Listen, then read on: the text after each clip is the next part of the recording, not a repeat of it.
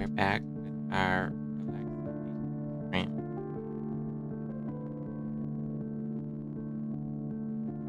This is our digital art version, I guess we'll call it. I've been doing our character art for level 5, which we hit a little bit ago. And we're almost through the 3 main cast characters. We have 9s that we're working on. They're in progress 9s right now. I'm going to be working, hopefully finishing up the shading today.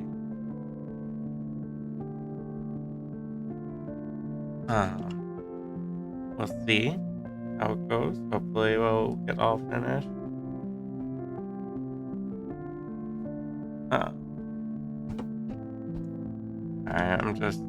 We've been having technical issues and making sure all the info swapped properly.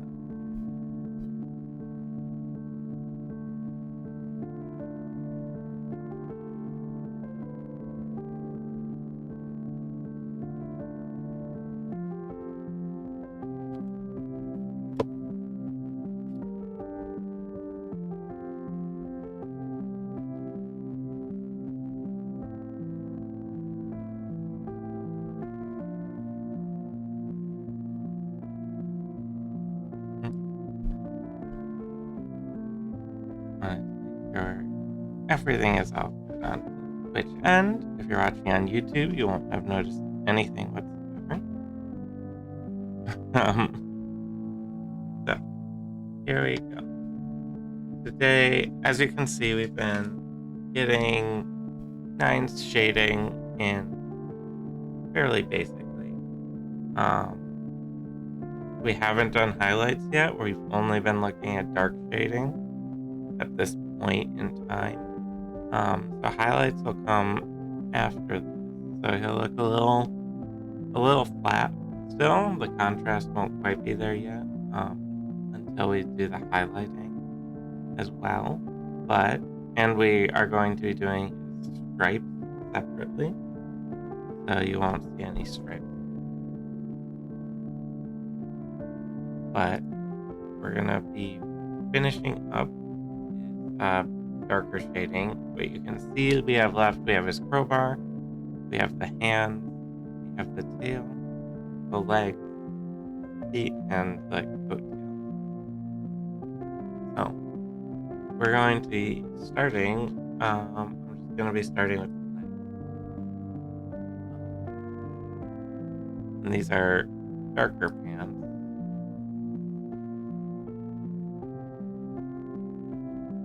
We're going to also be doing detailing. You might see in my oversketch some of the embroidery around the edges of the outfit will be added. Alright, well, there is nothing for it, but I'm gonna actually turn the oversketch off.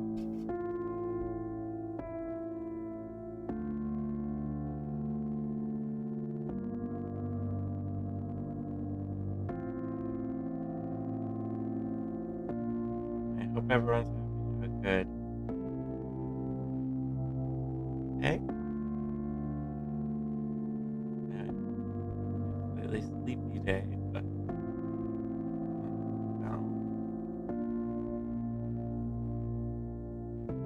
so this is just roughing in the colors, and we'll do some paint.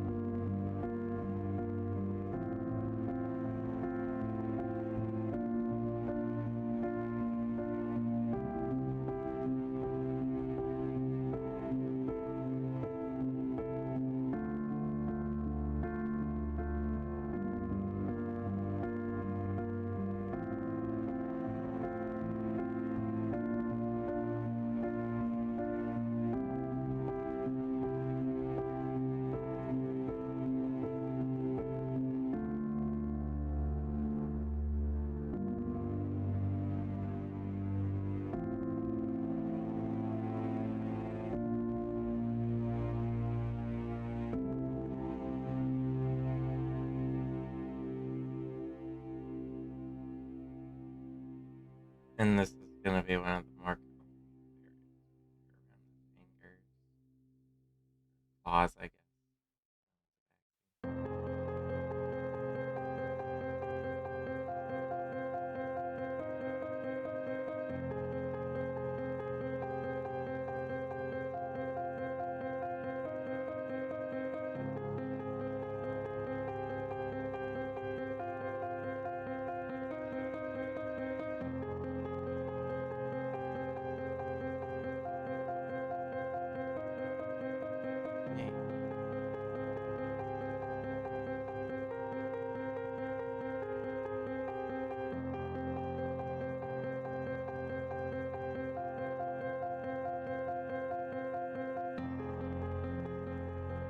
Hey, I'm trying to be a little delicate.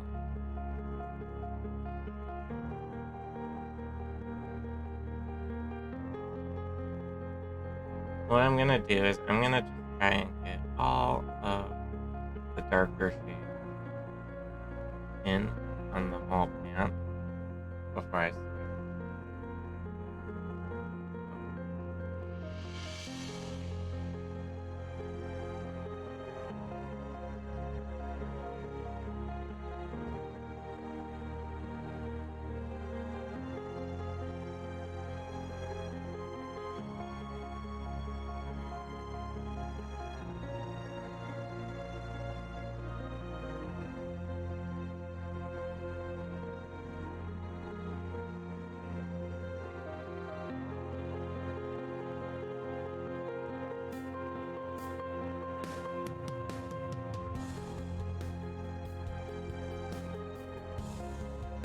There's quite a bit of so I'm gonna get a lot more shading for the outer edge.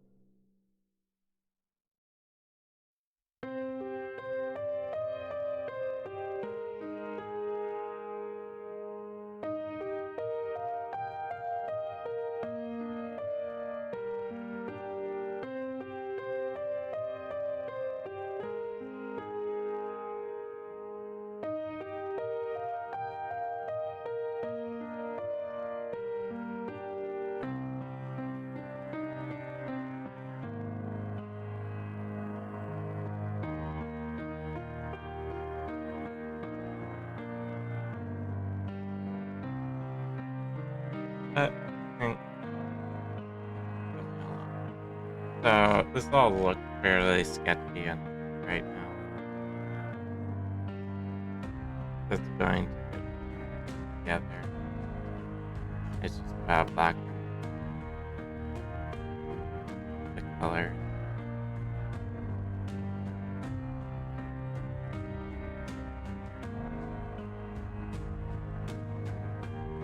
Right now. Okay, so that's his left leg done. Move around a bit here and get over to the right.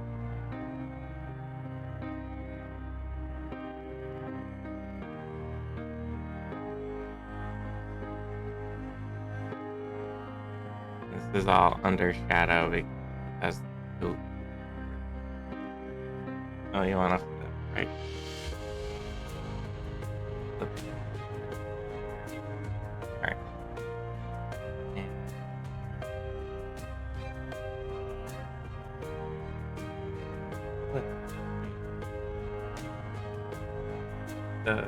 funny fair to that.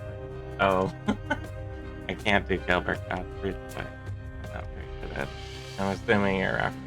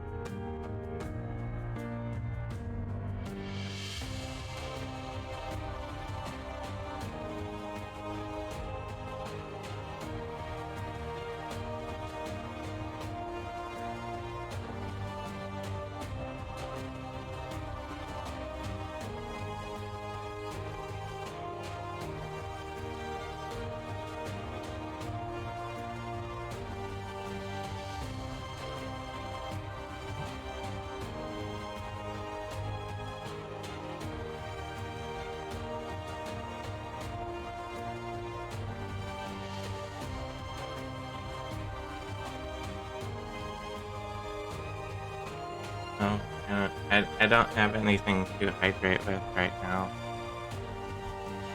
Yeah, I need to grab something because apparently it's being grabbed.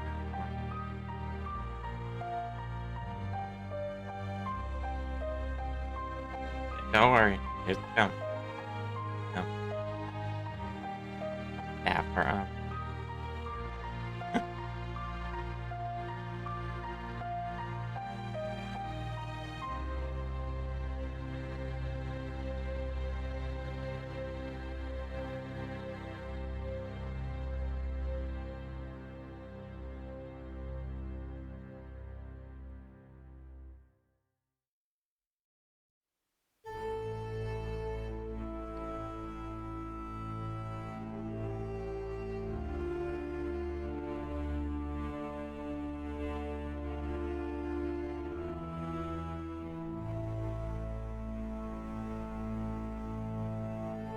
Thank you.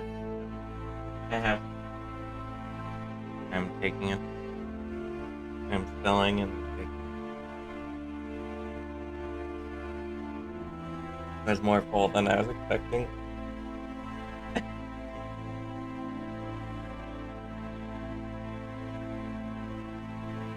Thank you. Alright, there. That was a very dramatic drinking. But it is accomplished. Thank you for the channel point spending thing. What do you call that? What do you call it when someone spends channel? Channel point spending.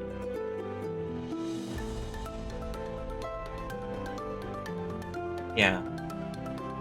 You can make me hydrate 106 times. I'm gonna have to take a very small sip so that my bladder will survive.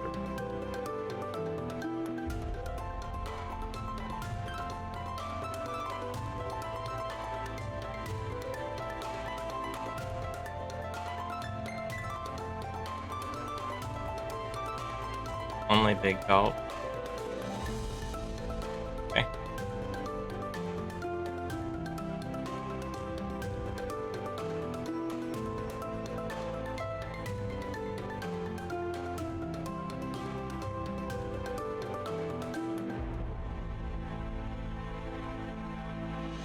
Take but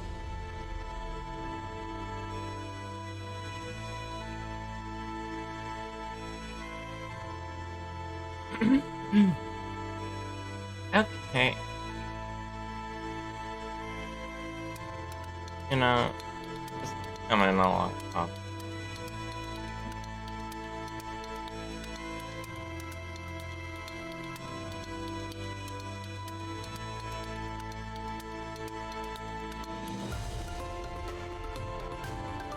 Getting out of this video. There's so much surface here, man. It's the leg. It's like sort of like the coat, but less interesting. But it looks really weird if I don't.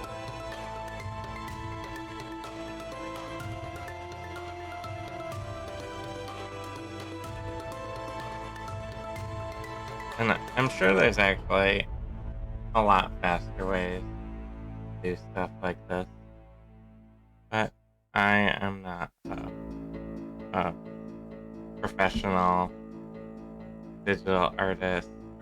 Like, I haven't done a lot of digital art in my time, so a lot of this I'm just figuring out.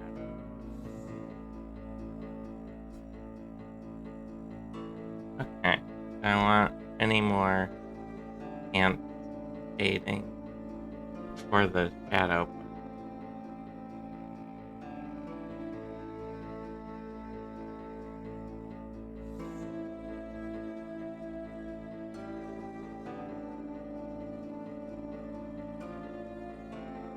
Alright, I think that'll be good.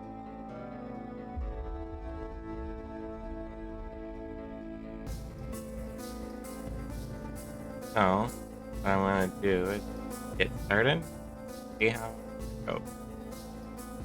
I'm gonna work kind of the direction I worked in.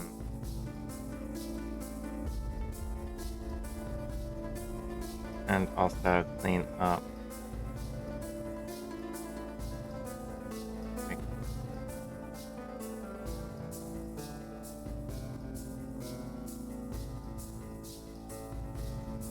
Alright.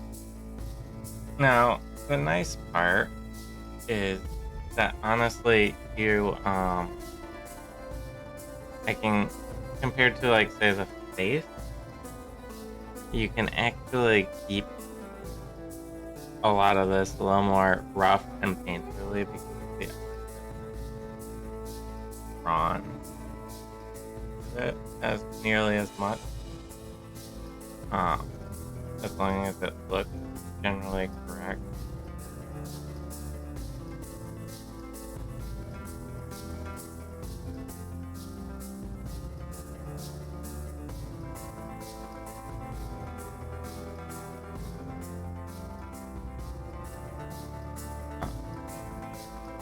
It's totally fine if I don't spend like the same amount of time shading the pants as I did this.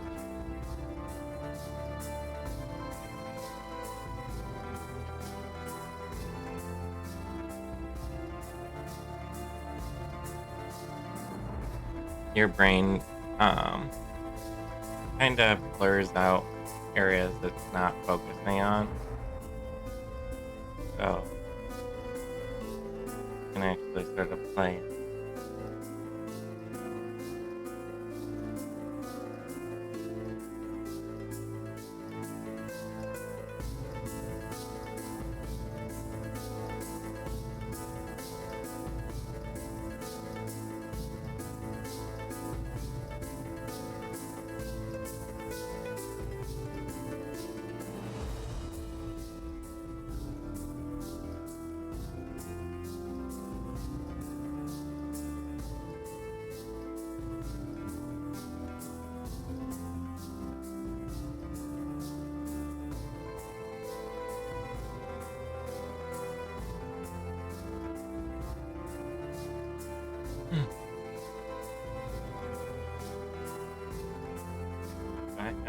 So, does anyone have any exciting plans?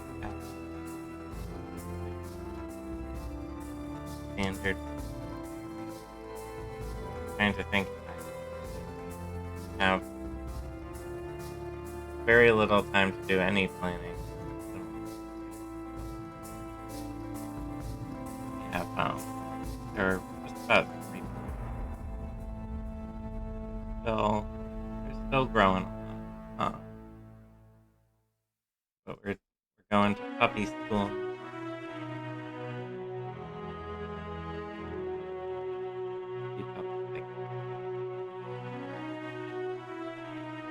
They're learning like the real, where they're helping people basic puppy. I want to say behaviors, maybe politeness, puppy polite.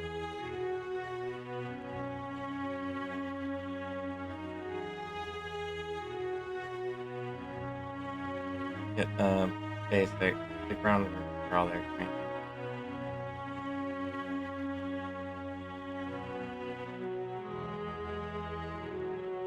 Which we've been working on at home, obviously.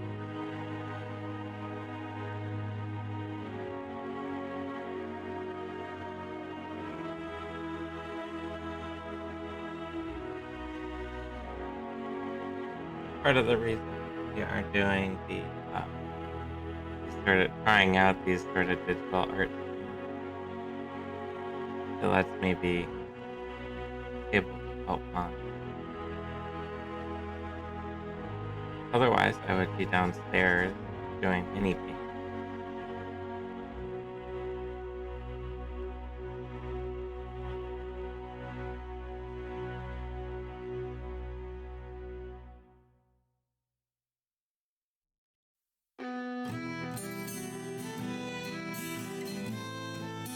But these character arts needed to be done anyway.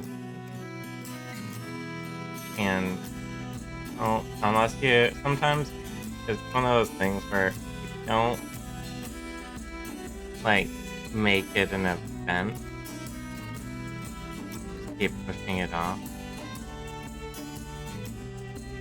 Something else takes higher precedence, or something else is more urgent. If you don't schedule out, at least that's sort of how it is with me.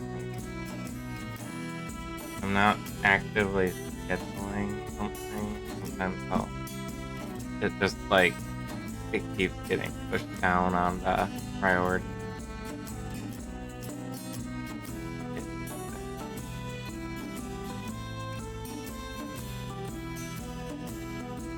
Oh, did finally. We have Storio and we have Volsta. Just waiting.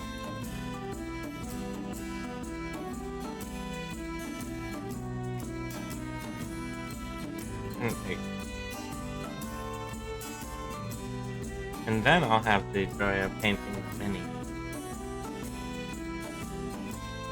We have Volsta painted his own. I'll be painting my character Victoria and Nine. And these characters, if you're a new watcher, these are our D&D characters that we do on our D&D stream.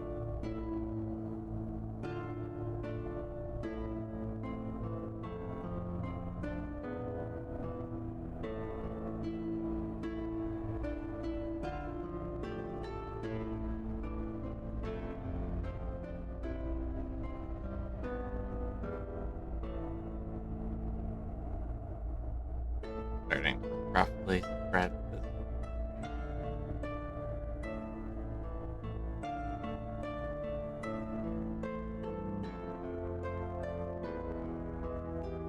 And we do our D&D stream 2 p.m.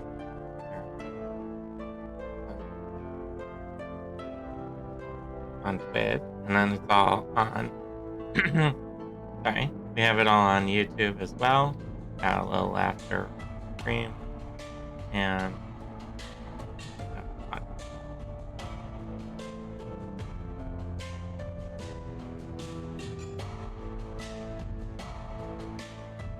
if you want, you can find the videos on YouTube, and I think the podcast you can find on pretty much any of the big podcasts have. But we also list them on.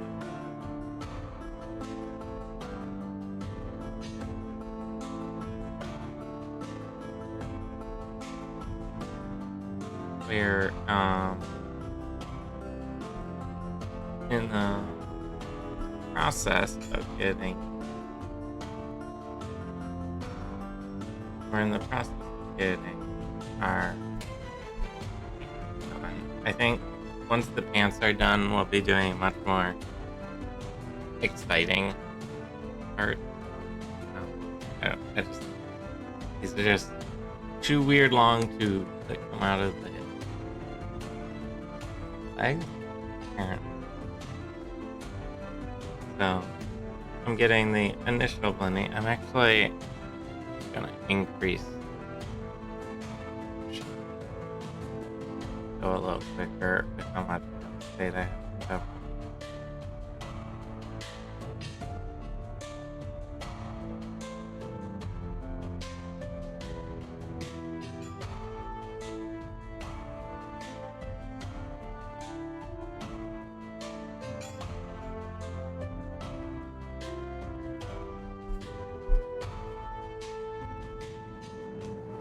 Okay.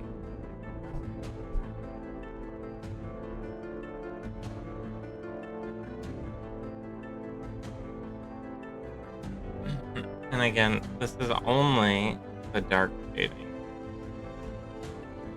Partially to remind me. We'll be doing we'll go through and do all the highlights.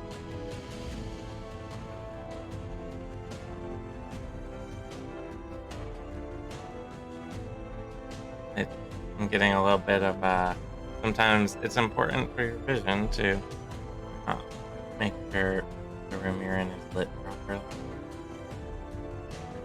Gonna be getting a lot of visual glare. I forget what it's called.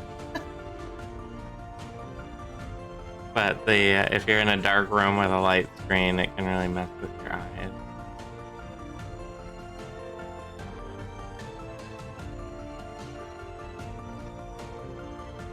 From the variation.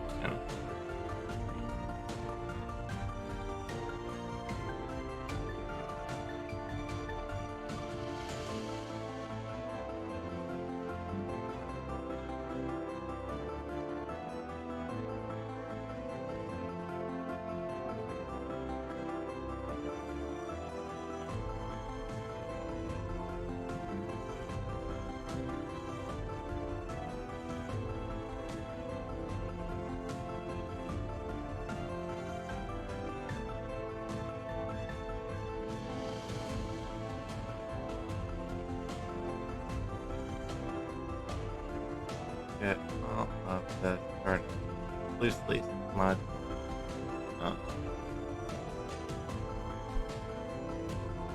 again.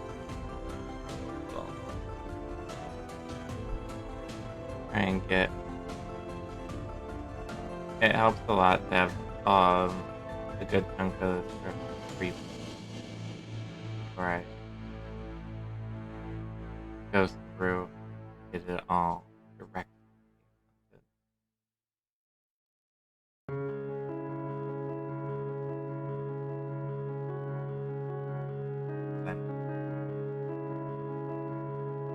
Rough. It's because it's, he's Tabaxi, he has long cap.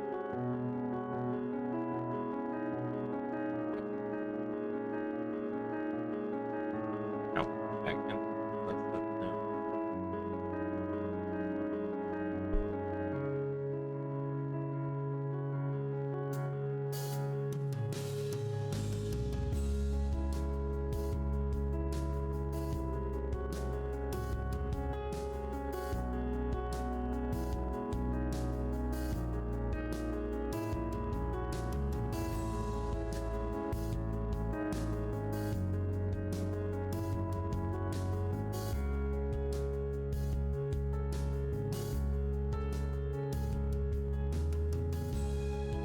Drinking some coffee. Alright. Yeah, so I don't think I have anything crazy too busy planned this week. We're gonna be doing some painting experiments for set design, getting sort of honed. Good morning. Getting honed in on some color choices for various 3D prints and set designs. Been working, figuring what best paints we have and paints we get. So that'll be part of this week.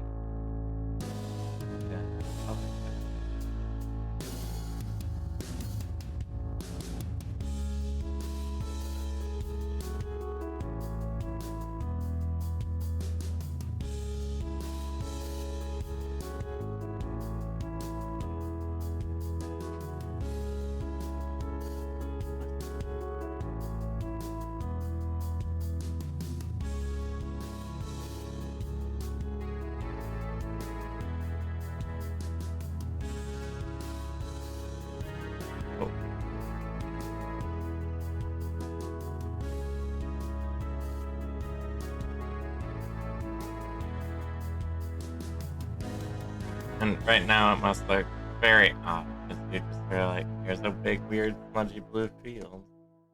And I'll zoom in. It's the easiest way to view it. Yeah.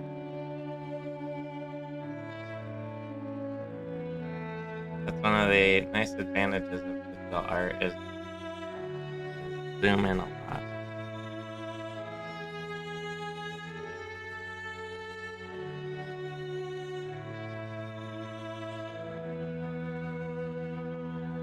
Get really close to whatever it is. That's, yeah. Whereas, with traditional art, you're kind of stuck with whatever size tool and paper. Or maybe not paper, but whatever.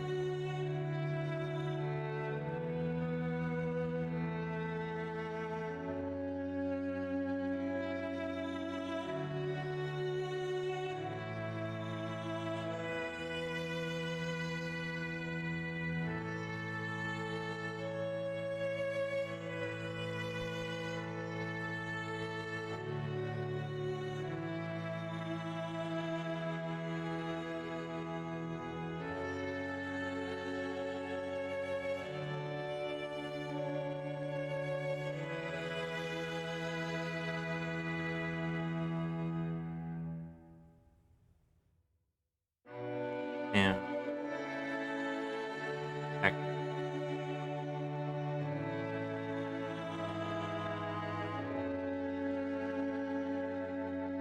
So we're almost pant leg, and this pant leg actually has a lot more of the shade than the pant leg because I have the light coming from like the top left, basically.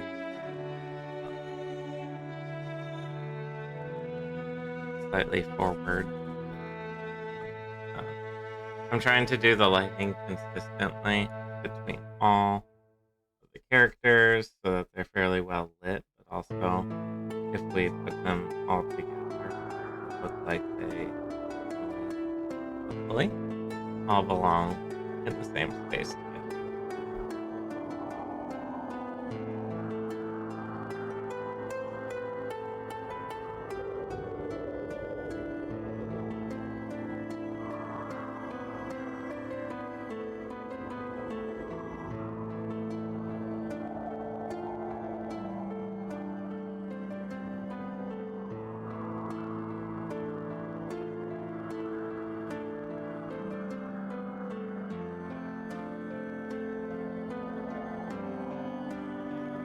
So we have this outer side of the leg sort of shaded sort of see.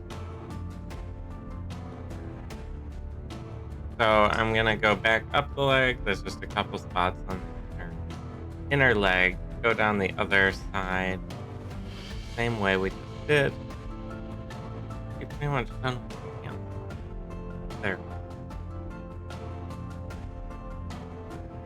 Will be.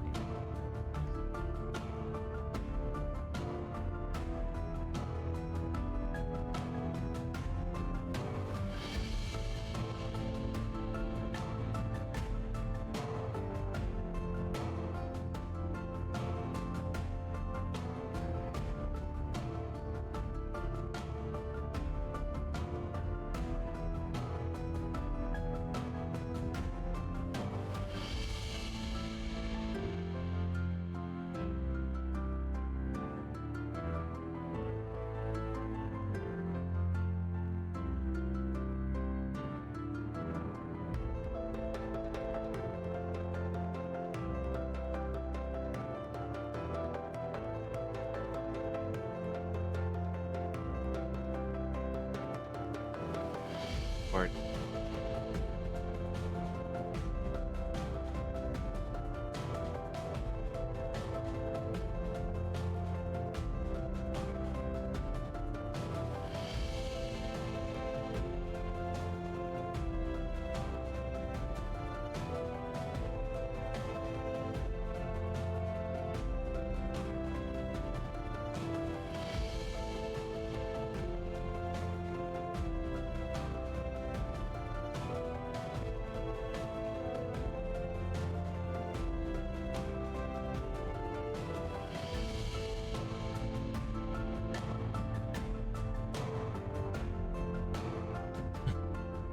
Shading's always a bit weird when it's like there's a huge field of the same color.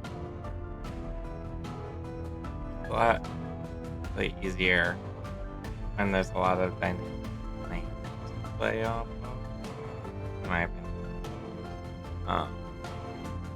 Like a hand or a face, things like that. Something that has a lot of interest going on. Like, okay, where exactly are you supposed to end the shadow on a giant? How hard would it be to make a kind sound great? I feel like the flavor perfect let you use minor illusion react to inspire people.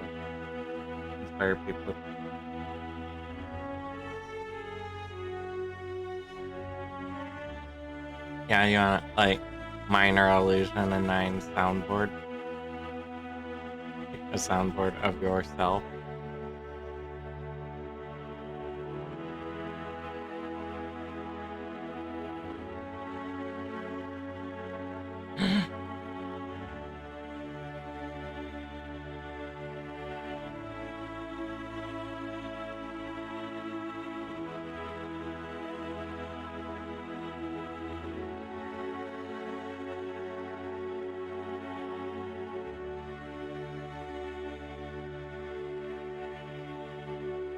They're claws. You can retract them. I assume, like a cat. And you haven't included a scratching post. Yeah, we have not put a scratching post in that is tracked. But I think technically speaking, the Tabaxi can retract their claw. So maybe that's how he plays the lute.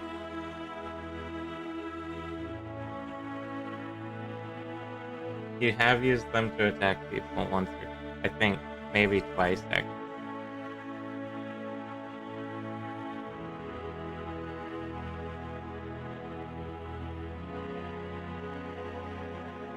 Because they are a natural weapon. Yeah, like I think they do like D6 or something.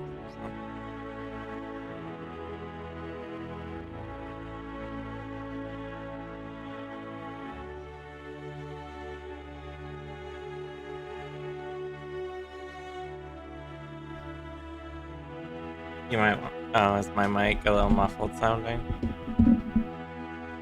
It's already fairly close, but I can move it a little closer. As long as I don't knock it over. I could also increase the gain on it a little.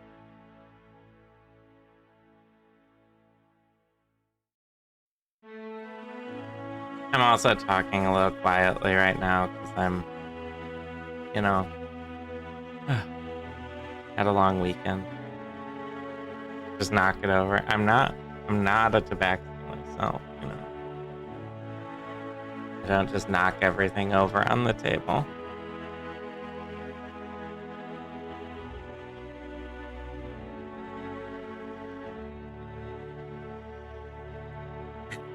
I can't hear your breath, and as a doctor, that bothers me.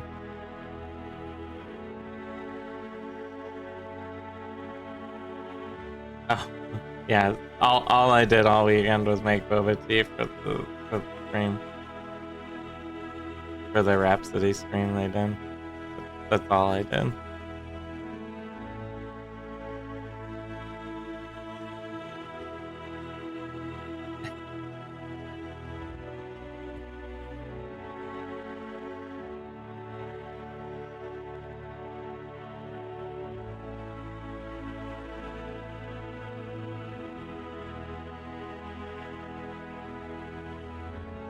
Just endless amounts of boba tea. Yeah, the boba was good. I'm glad. Are you enjoying having your favorite game of all time being, you know, having Gilbert Gottfried put into it?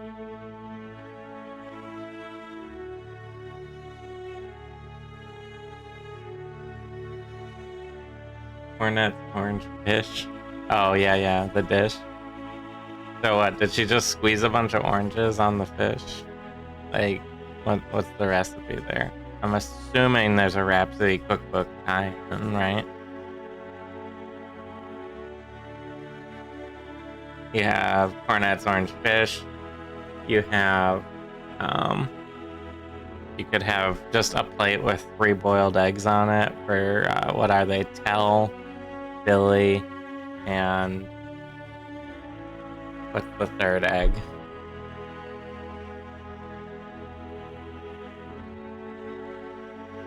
Are there frog folk? I think she does a pretty reasonable Kermit.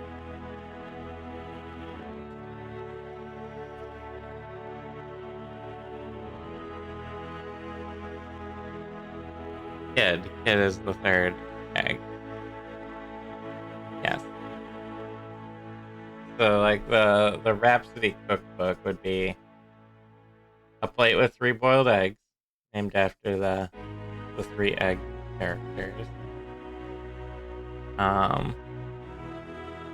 You know, a fish with, like, I guess it's a freshwater fish. You got it from a river. So like a trout or something. There's a frog chapter. Oh boy. So something like a trout with just orange slices on it. And then, like, I feel like,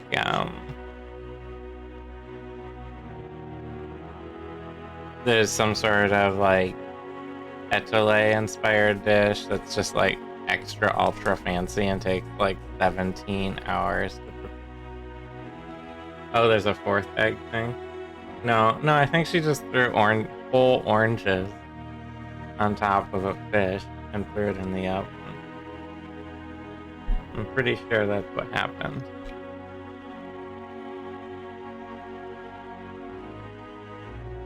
I mean, like, who glazes the fish? Come on.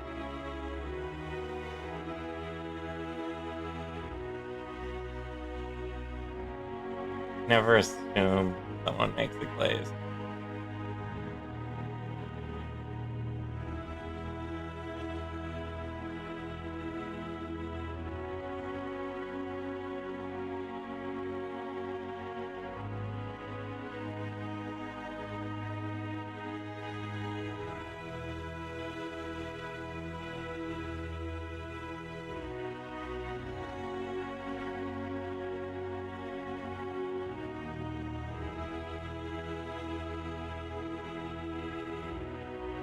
And, like, they never explain where she gets the oranges from.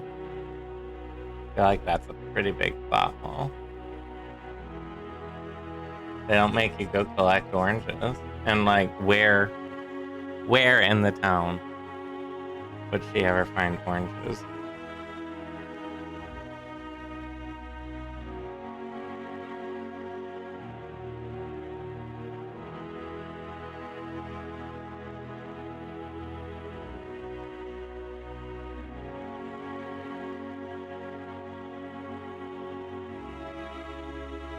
Those could be anything. Yes, there's a bushels of orange spheres and orange spheres on trees, but those could easily have been an entirely different thing. I mean, it's not like the town is, like, named after a specific crop or anything.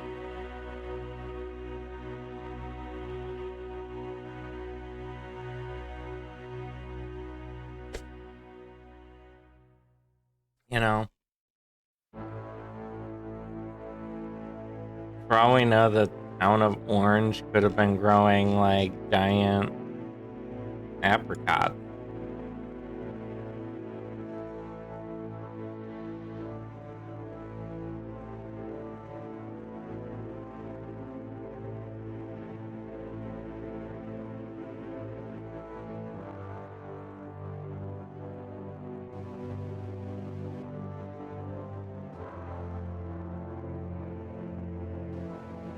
I'm just saying they need to flesh out the story a little there on where the oranges come.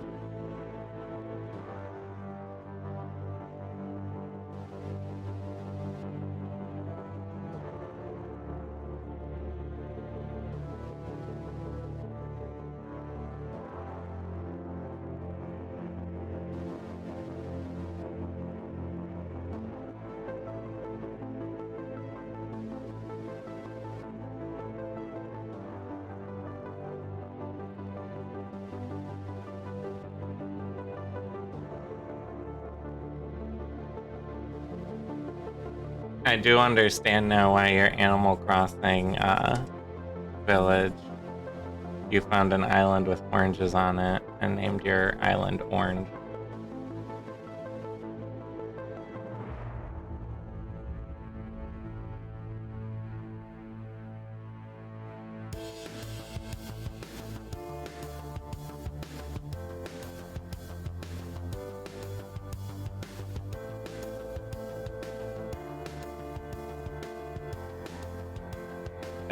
It's all coming together.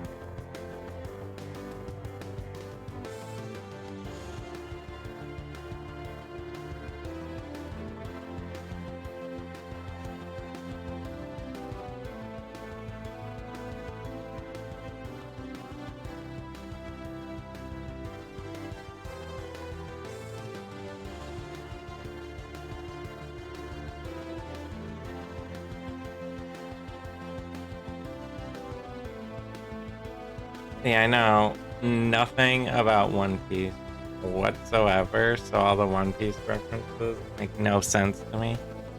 Other than I think they're pirates.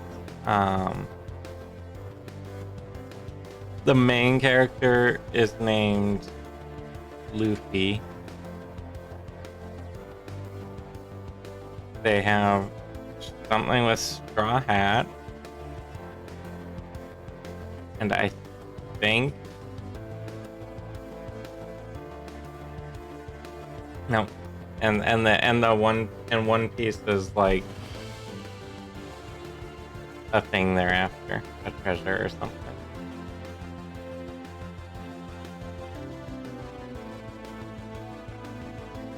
That's the extent of my knowledge.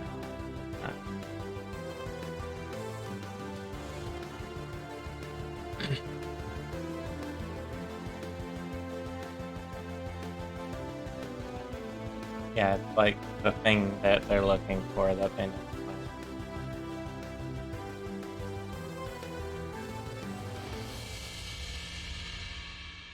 find. So, and I understand that people enjoy it, but if someone's gonna say, "Yeah, it's great, you should watch it," and it's 1,000+ episodes,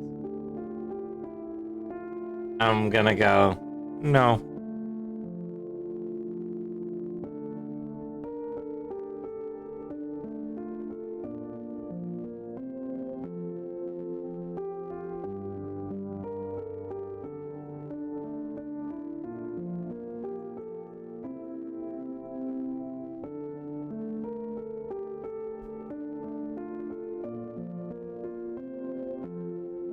So, well, I appreciate that a lot of people enjoy it. That's a lot of episodes.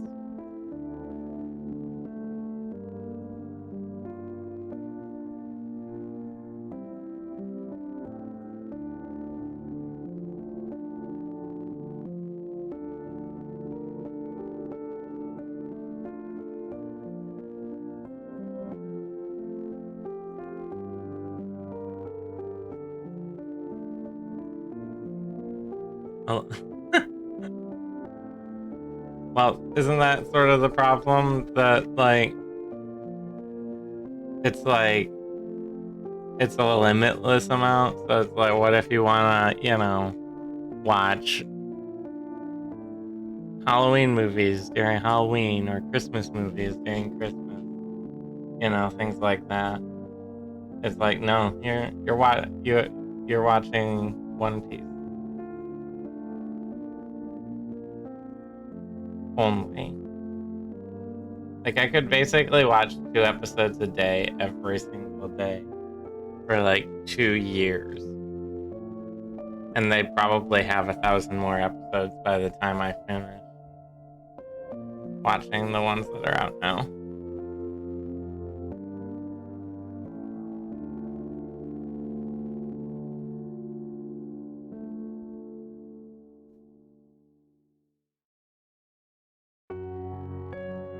I haven't seen Hocus Pocus 40 times.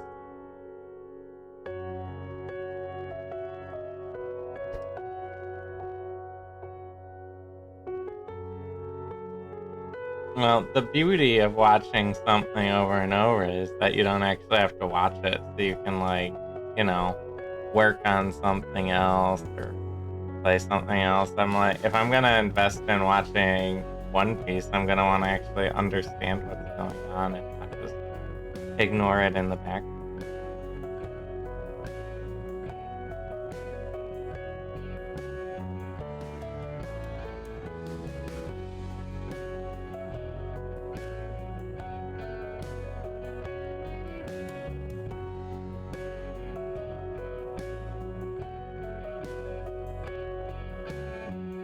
Yeah, we're still in pre-October here.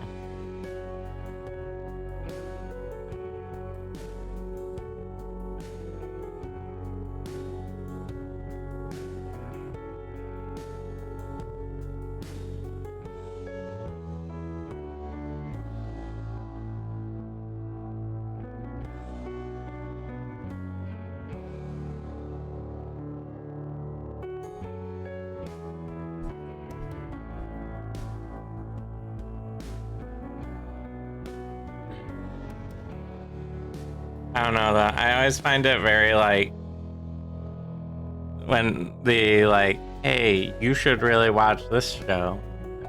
I always go like, especially if it's an older show, like, oh man, you've never seen The Office, you should watch it. I'm like, yeah, if I haven't watched it by now, why do you think I'm gonna watch it?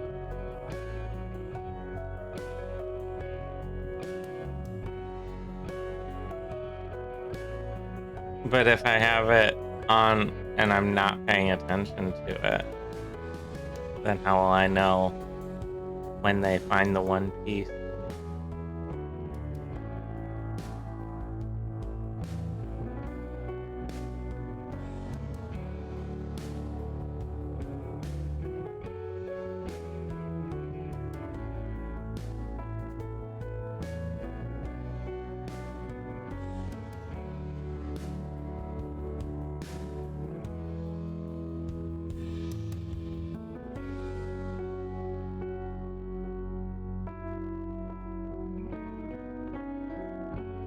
Is that how the show's gonna end after like 3,000 episodes? They're gonna just sail up onto an island, dig a little hole, and be like, we did it, we found the One Piece. And then it'll go the end.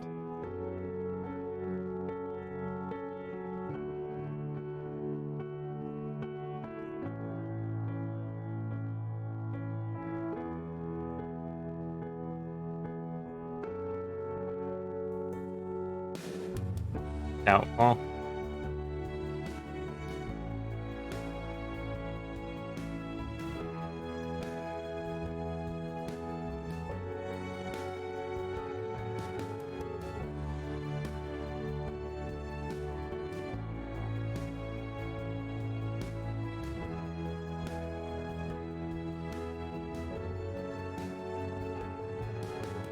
Is the One Piece like one of those sort of like what who had said earlier, the friends we made along the way? It's like the real treasure was the journey.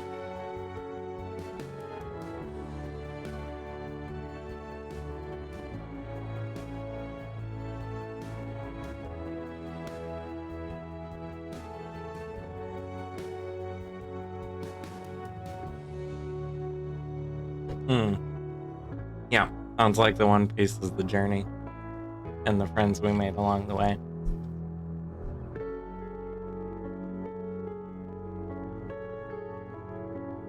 Okay, I'm gonna do the next most boring part just to get it done, which is gonna be this big field of red under here. which is like the lining of the coat.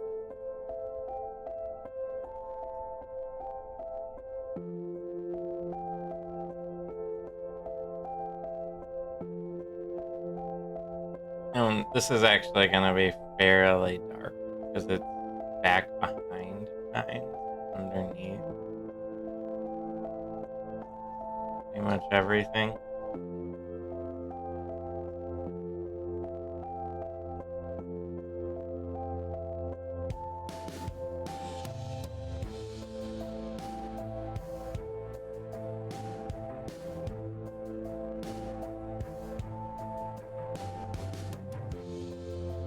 I'm not getting paid enough by 9.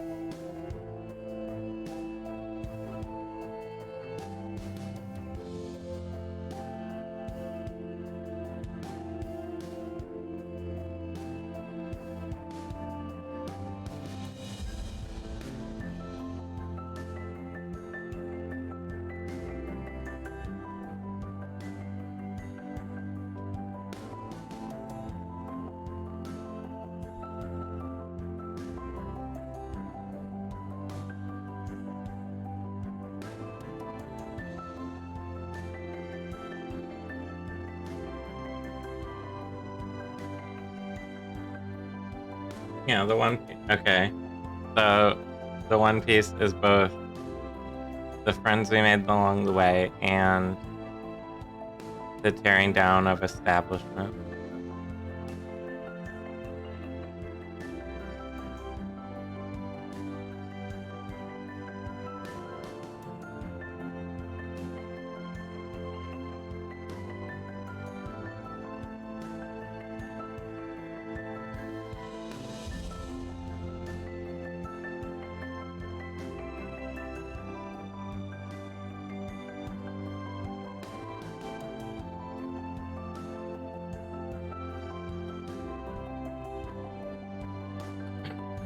Or, hear me out, they spend 10,000 episodes going through, gathering treasure, because they're pirates, I'm assuming, right? So they spend 10,000 episodes picking up treasure, making a name for themselves, getting famous. They finally find the place where the One Piece is. And they realize the treasure that they gathered was actually the One Piece. And they're the famous pirate, whoever, who buried the One Piece. And they're in like a time loop, self-fulfilling prophecy circle thing. And the pirate and treasure they've been searching for the whole time was actually themselves in the future.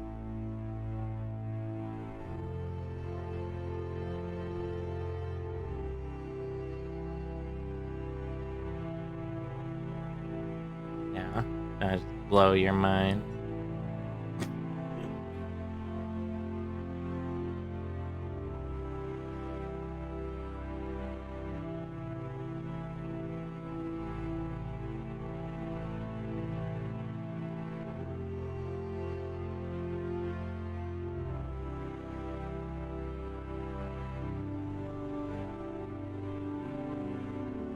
You hope it's just a lot of treasure. Not the most treasure, just a lot of it.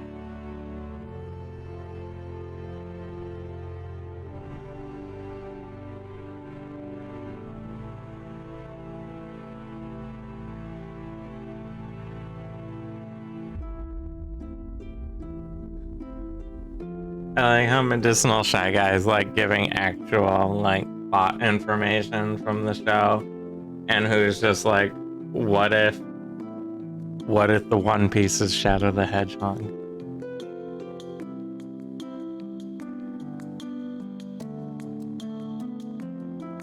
And if it's a super weapon,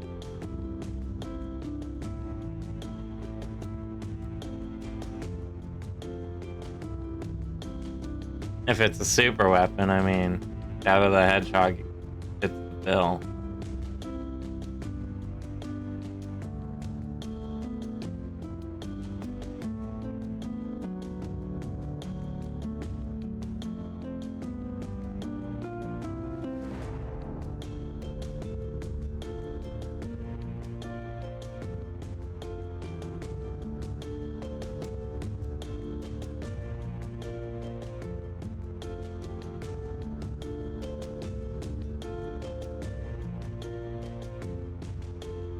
Shadow the Hedgehog is the ultimate I see.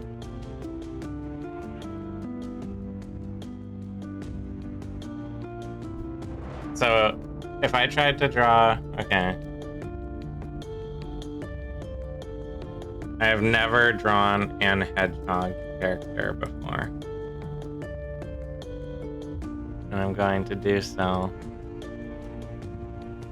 right now. So, based on what I know of everything One Piece and everything Sonic the Hedgehog, we got like a straw hat. I know that's the thing in One Piece. And then we got Shadow, and he's angry. Right? Shadow.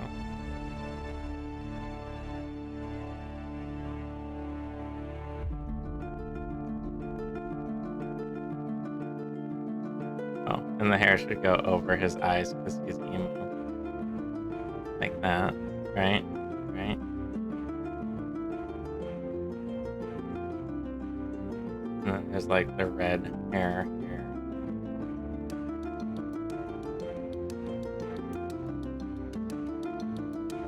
And I forget how Sonic the Hedgehog bodies work. So he's gonna be a little ball. That.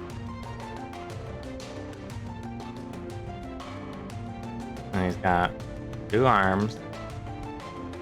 In this hand we got a gun because it's Shadow. And in this hand he has the one piece. It's just one piece of treasure. Hence the name. And he has to have the Sonic shoes. Like that. Alright. Oh.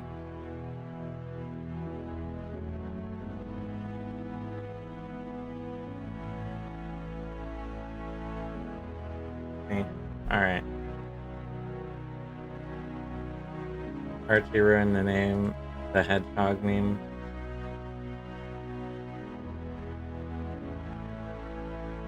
Wait, what no, it's not Archie that ruined. So there's the game, like, are you referring to the game?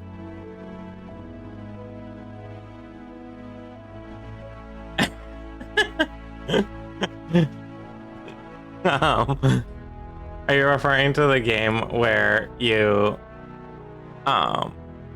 type in your name into Google and then add the hedgehog and see like, hey, what are the Sonic OCs that have my name look like? Because as a Nichole, there's an actual there's an actual hedgehog Sonic character who's not a hedgehog, but there's an actual Sonic character named Nichole.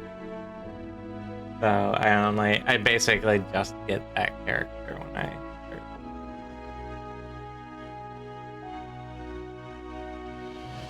Or are you referring to Archie being Archie Comics? Software, I think, are the ones who produced the Sonic comic.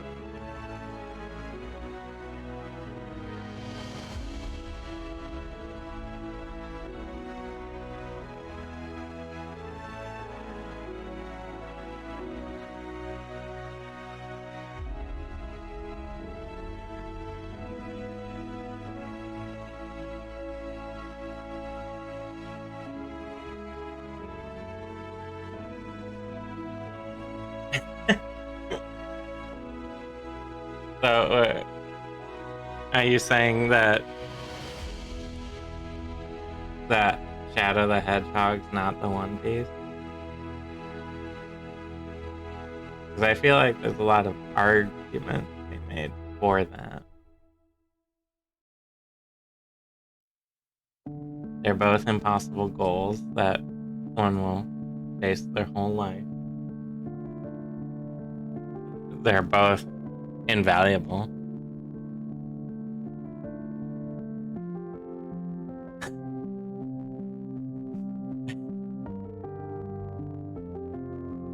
Okay. I have a lot of shading to do on this like underside tailcoat thing now, so I'm just gonna get to it instead of drawing Sonic the Hedgehog in a hat.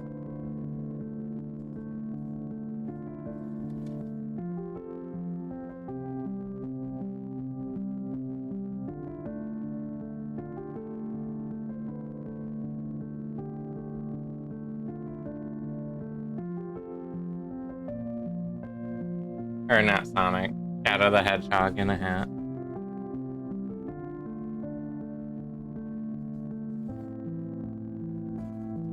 I did finally get around to seeing the first Sonic the Hedgehog movie.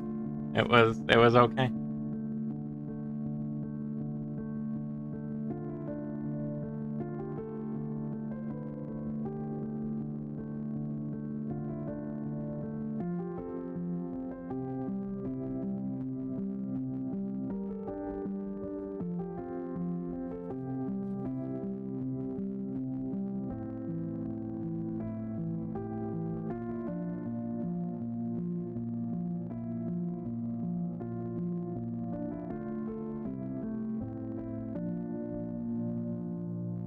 I haven't seen the second one, but I know it has Knuckles in it.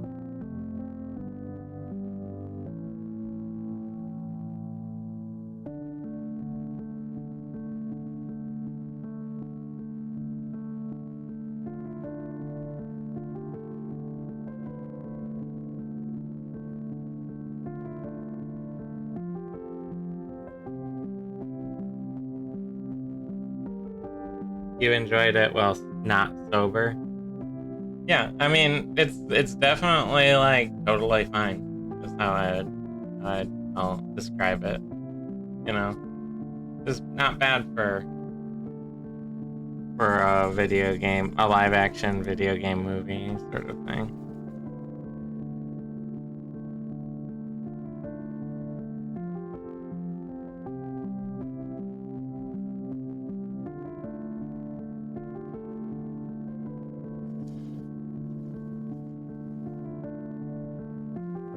Jim Carrey was good as the bad guy. You know, not bad.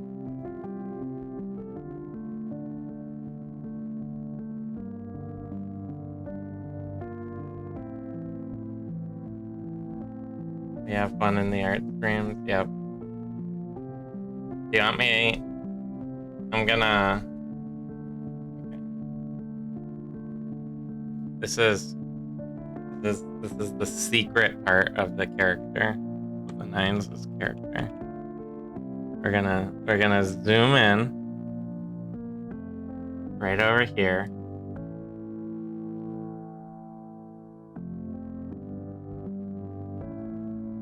We're gonna take this red and make it slightly darker.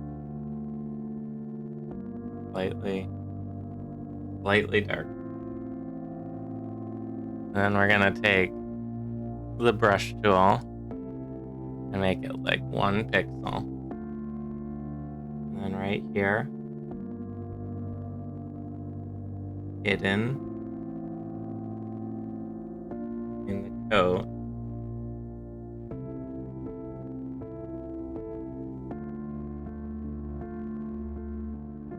We're gonna put a hedgehog.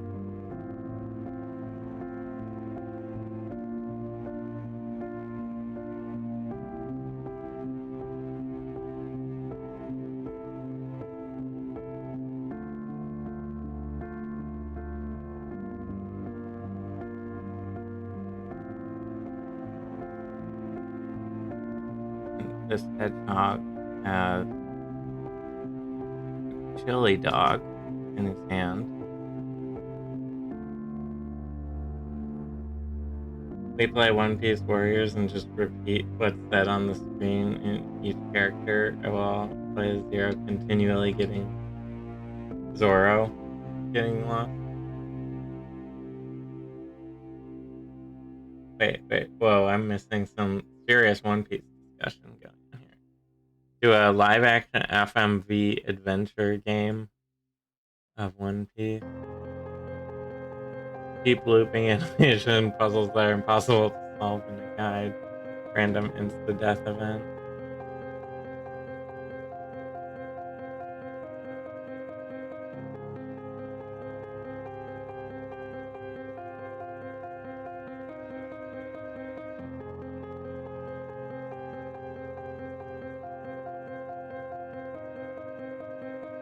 So I'm working on our secret hedgehog here.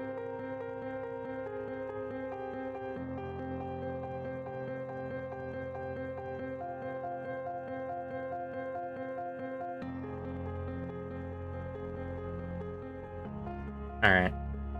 I don't know how visible the secret hedgehog is,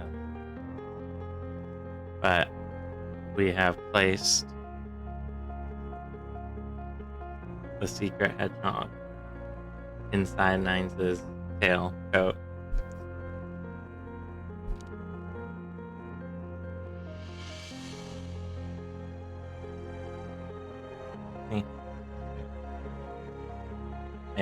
Maybe a little more.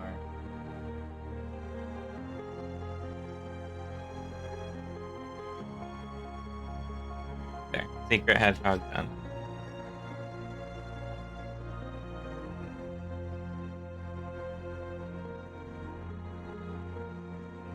Alright, back to what I was doing.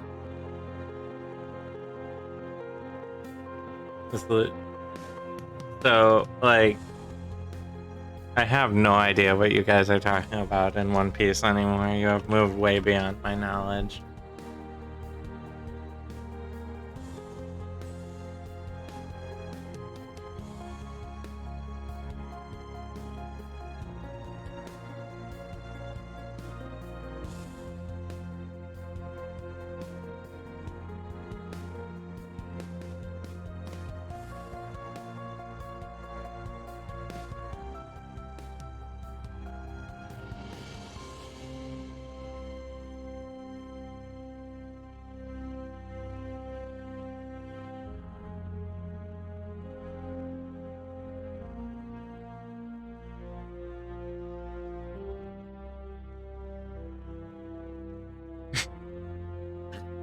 This One Piece stream isn't sailing smoothly. No, I don't think it is.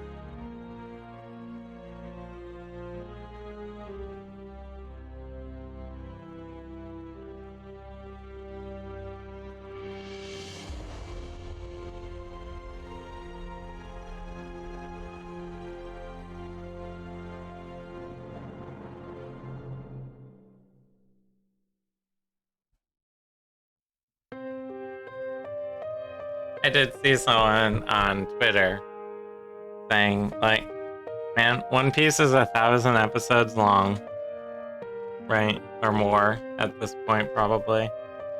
And it's like, do they just start airing the same episode over again, like 400 episodes later, and no one notices because you can't remember all that?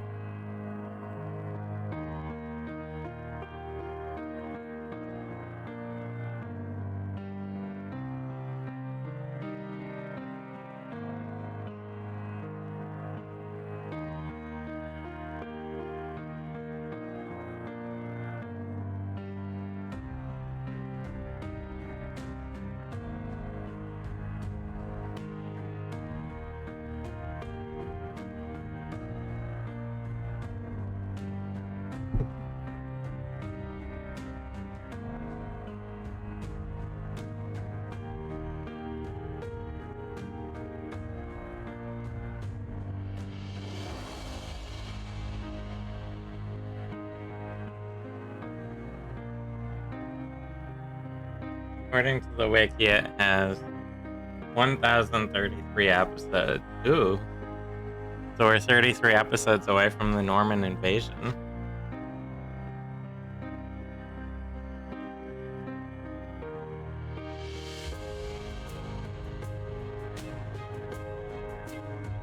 Oh, a little history humor. Yeah. Norman invasion of England.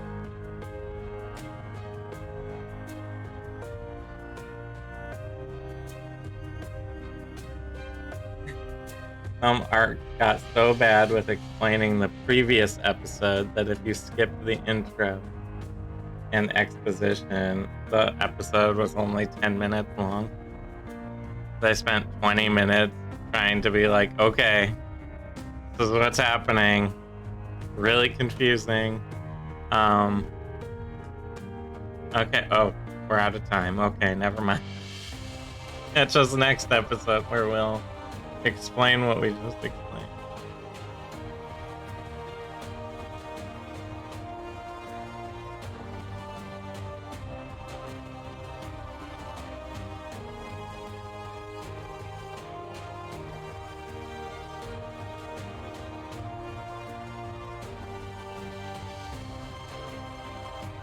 So were there like just arcs that were basically entire like story arcs that were basically the like flashback episodes of like where it's like, hey, we just finished the story. Let's just like give our animators a break, and we're gonna do an episode where the characters just walk around and remember what they just did, and we can do like cuts to previously animated thing as a flashback of what happened.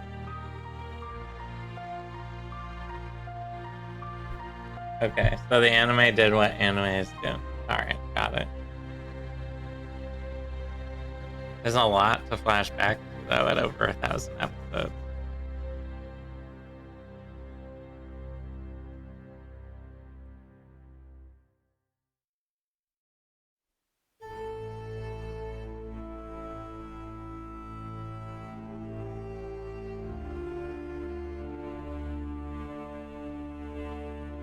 As every episode for the last few, they had to go over the political ramifications, the fights that happened, which people are incapacitated. It got ridiculous. And it's still ridiculous. Hi Vivian, you've walked into a weird discussion about a show you've probably never heard of. So,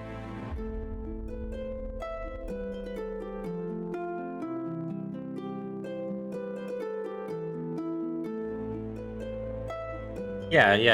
It's the anime version of General Hospital. Now you need to know, does the pirate King come out of that coma? What about Luffy's twin brother, Duffy? Is he gonna come back? It's like an anime soap opera.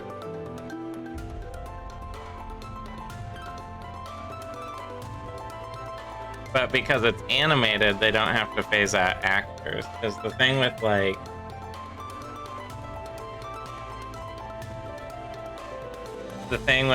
General Hospital and these other soap operas that have been around for like 20 plus years is that like the cast in season 1 through 5 is completely different than the cast in season 10 through 15 and stuff, because they rotate.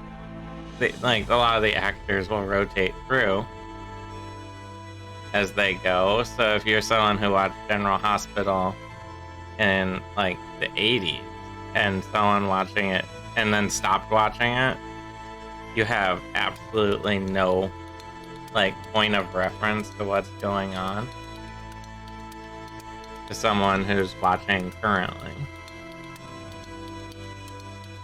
But at least with animation, since like they're just animated characters and the voice acting, you know, can presumably be done by the person regardless of their, aging.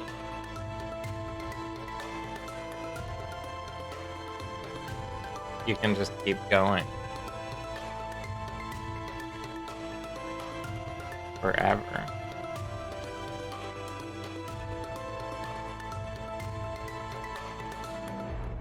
Oh, there's a 2-year gap in the middle of the show.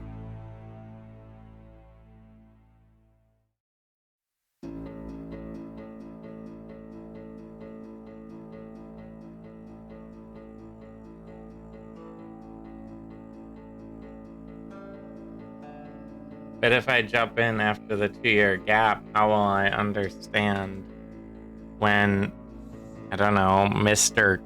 Cannonball shows up on Alligator Island and tells them that he's married now to the mayor? Does that sound like a One Piece thing, what I just said?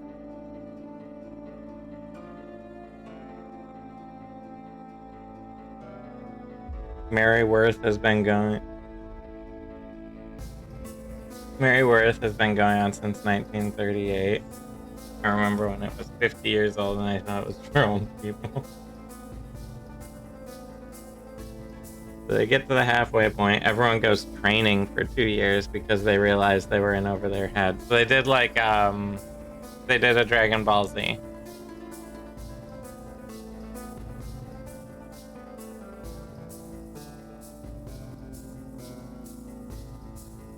But instead of going in a time dilation chamber, they just went into a regular time room. Right.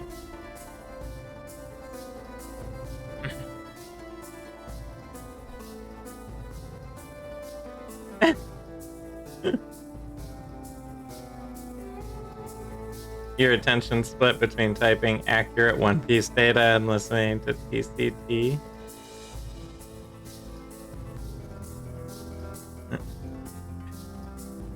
It's something at the office.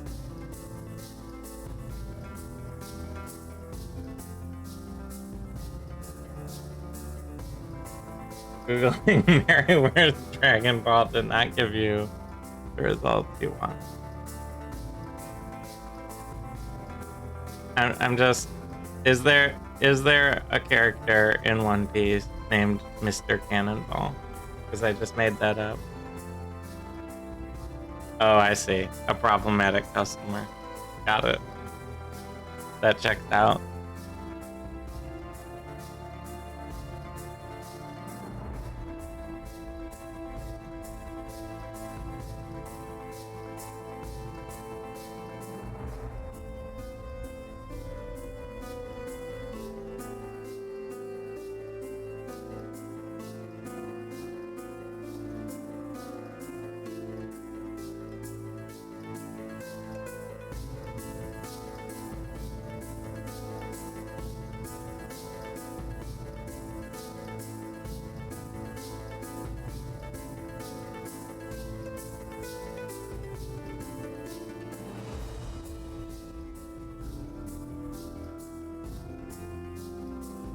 Okay. You know of a cannonball fruit, but there's a cannon that ate the dog fruit. Okay, is fruit a thing in One Piece?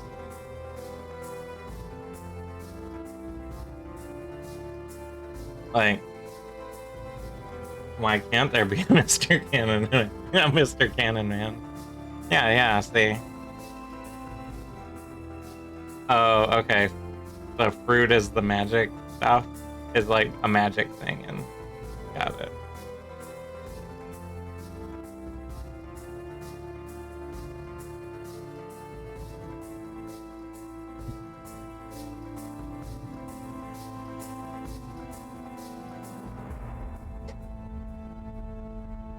So is it like a transformative item then? Like, if a thing ate a dog fruit, it becomes like part dog?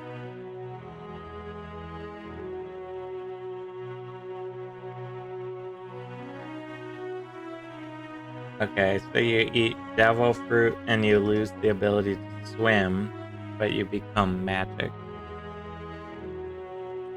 Understood. That makes sense. Got it.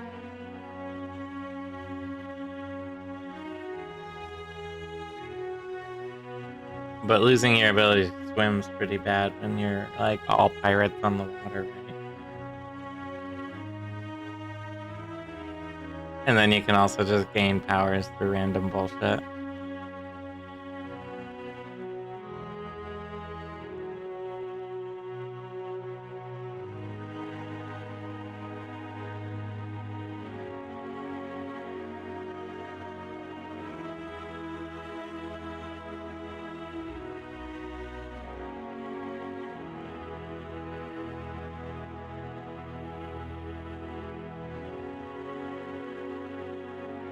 And does the main character have a power of some sort, or is his like power like optimism?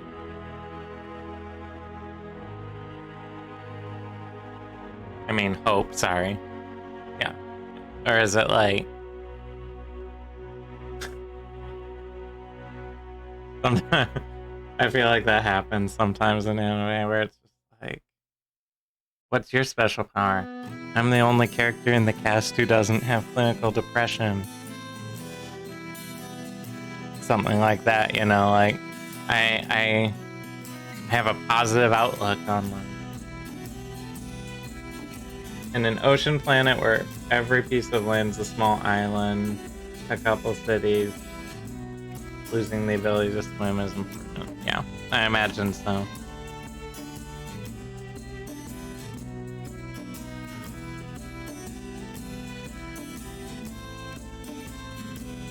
Okay, we're gonna do this lining part now.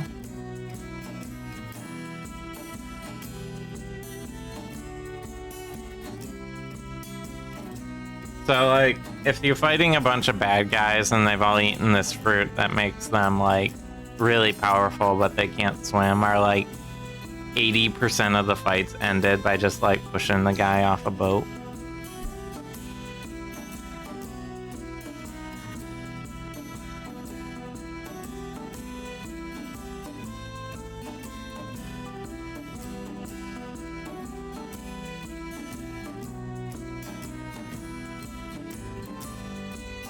The main character has the power. The main character's power is the inability to give up and friendship, but he also has like a rubber man. So he's okay. So he's Mr. Fantastic, but happy.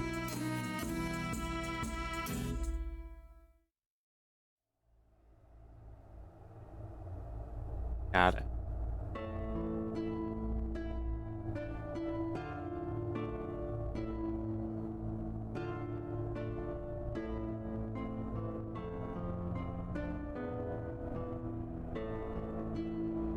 The guy has the ability to swim on land, so he digs quickly.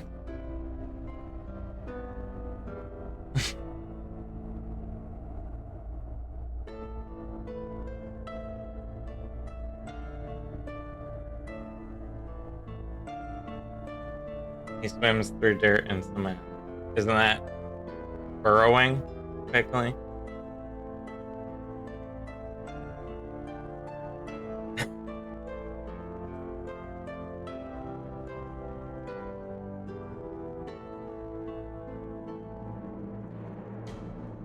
Like I feel like we already have a word for. It's different. He swims. Okay. I'm just saying. I feel like there's already a word for this. It's not. It was a swim fruit, not a dig fruit. So.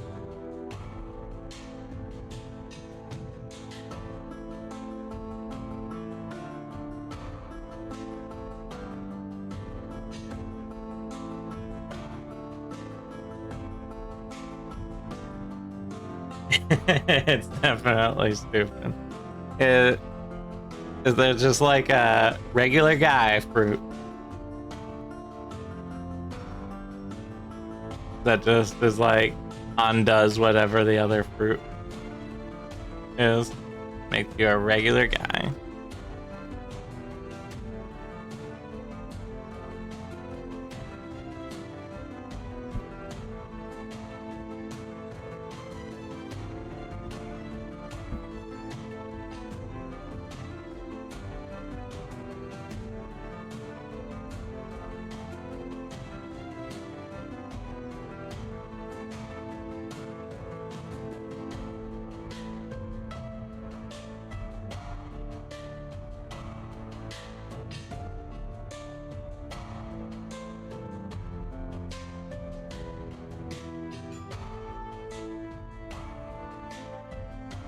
The magic powers you get assigned random if it's like the generic devil fruit, but then if you eat a named fruit, you get like that named power. So if you eat a dog fruit, you get like the ability to poop outside.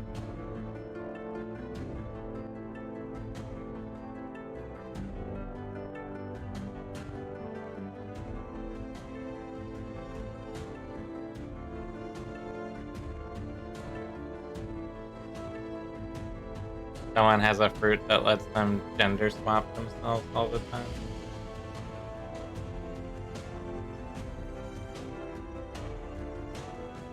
See? Okay, well. So One Piece says trans rights.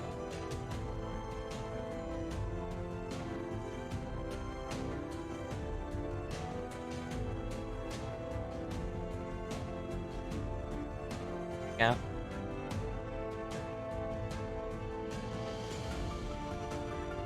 Oh, they can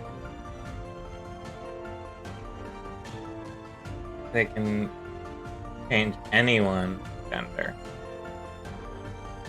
Their power, not just themselves.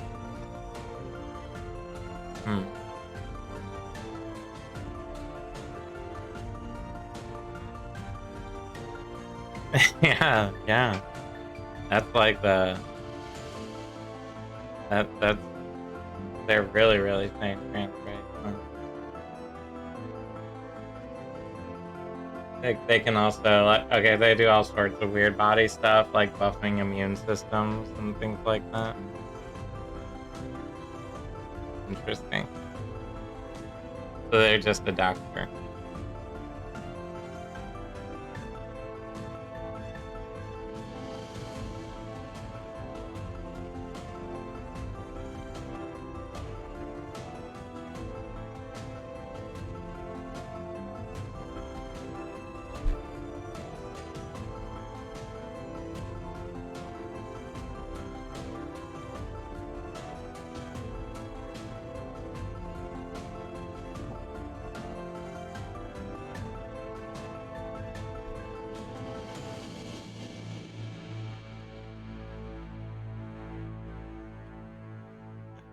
One of my puppies is growling in her sleep.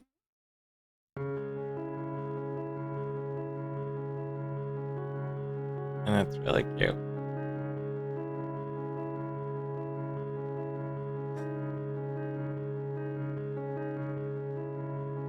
Okay. Now I sort of have all this stuff roughed in. I guess I'm gonna work on. I have the hands, the tail, the feet, and the crowbar left. So I guess they have a new character that presents as female but also identifies as male. The main character is just like, oh, okay. Yeah, so they have like a non-binary character. Or like some equivalent. I don't know. Having not seen the show, I don't know the specific. Oh, that's good. Yeah.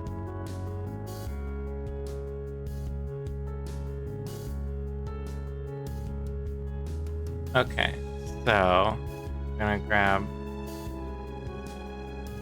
I'm actually gonna do the crowbar first. Shading the crowbar first, and then I'm gonna do the hand that is holding said crowbar.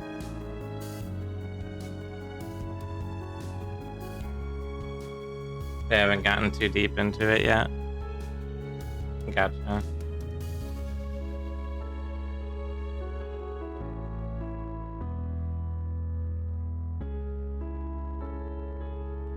on the wrong brush there.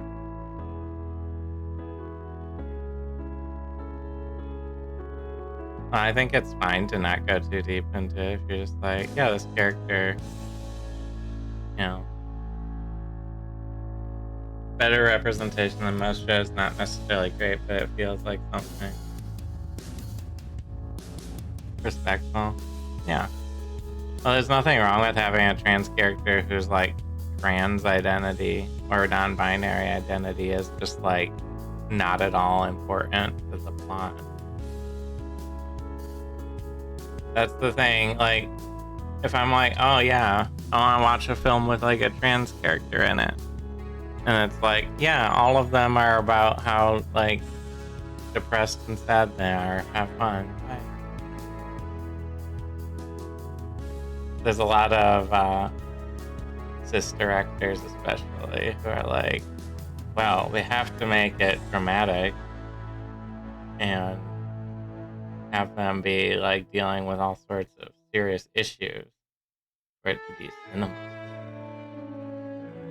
Like, can't they just be happy?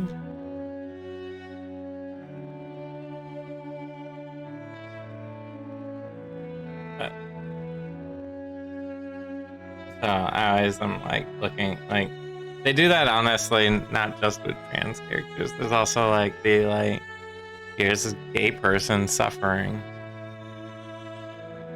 movie, like especially if it's a period piece.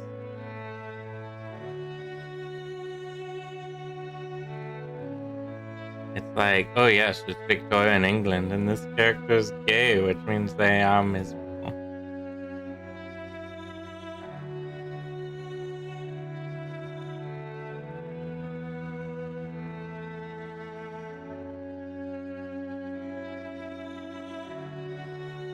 So I do appreciate here's like a non-gender conforming character, and like the fact that they're non-gender conforming has basically nothing to do with the plot whatsoever. But they're just there, doing their thing.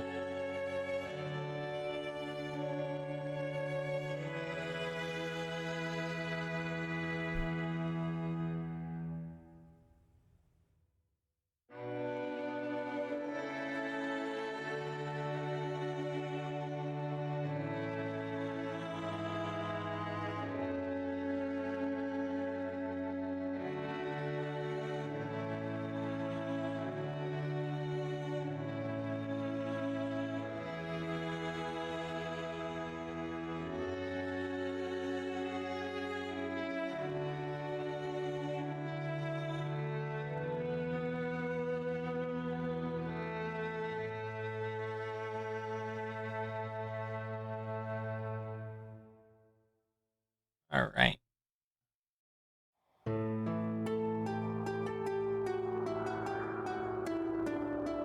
Getting this shading in with the crowbar.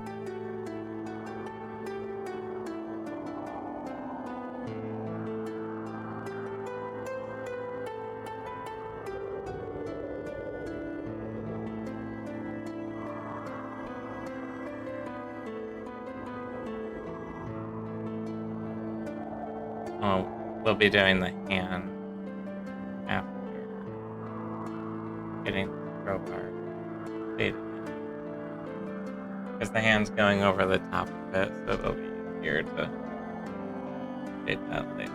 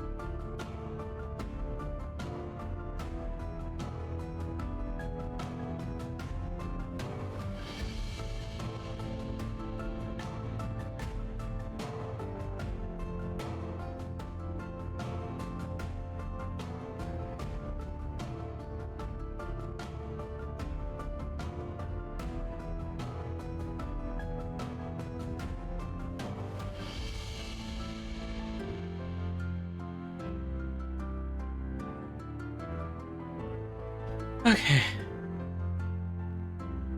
Yeah, that'll work as the basic shading for this crowbar. I'm gonna be honest, I've never drawn a crowbar before. So I just hope this looks like one.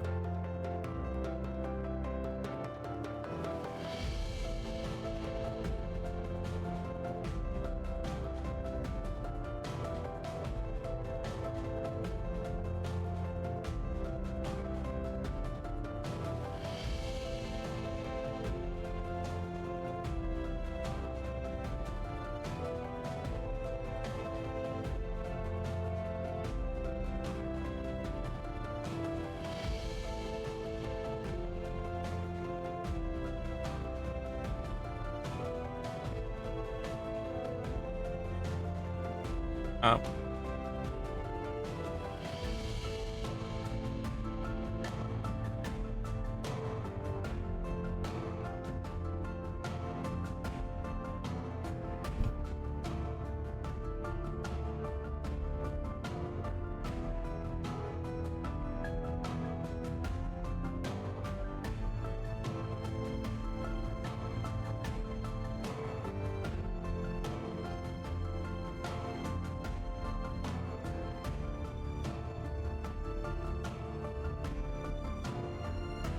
You guys are figuring out which character I'm talking about. Yeah.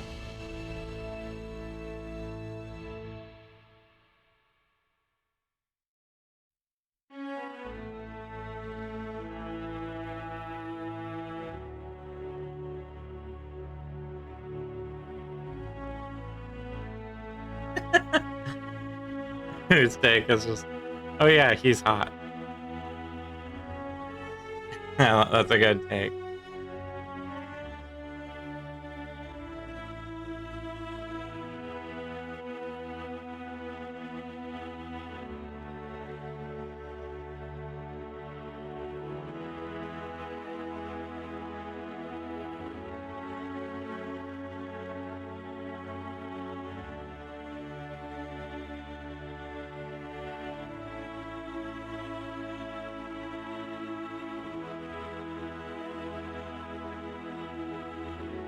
Well, it depends if she's gender non-conforming or, non-binary.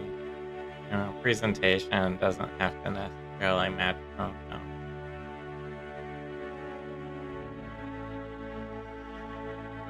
Oh.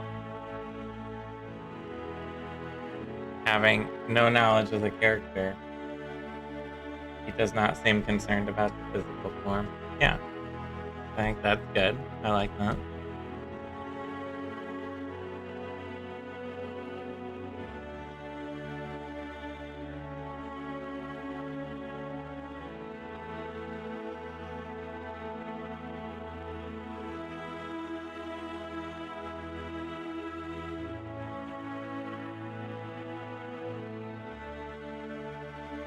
Yeah.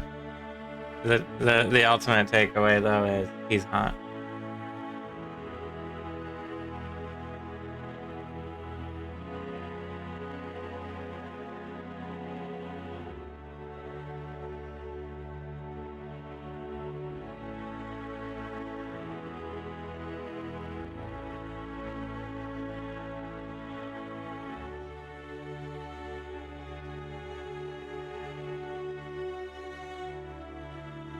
I think that's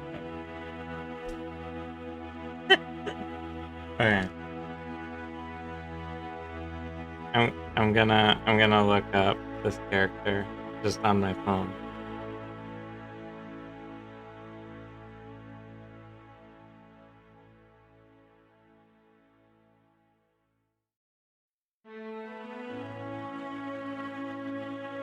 Is it this character with the red horns?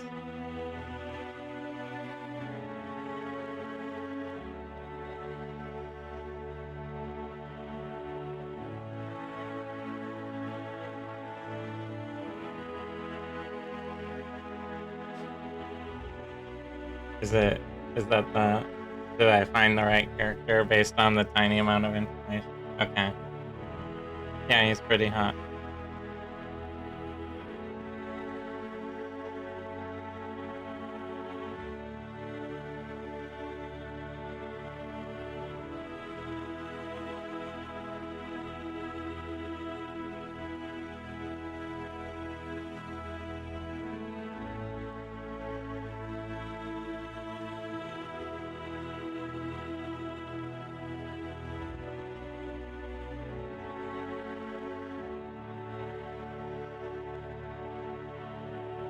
I am roughing in the shadow here, and then I'm gonna give this a more clear defined line because it's a hard edge item.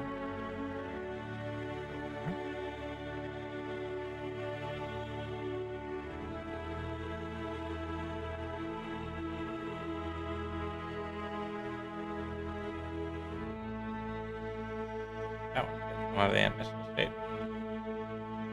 Red horn, samurai guard, has a big studded club. Yeah, pretty cool.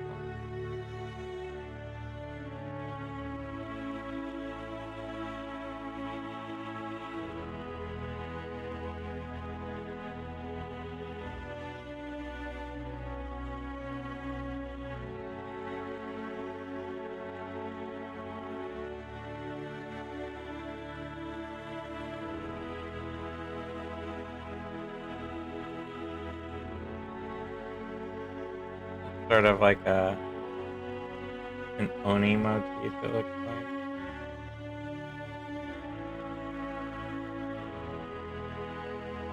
With the horns and everything. And the club.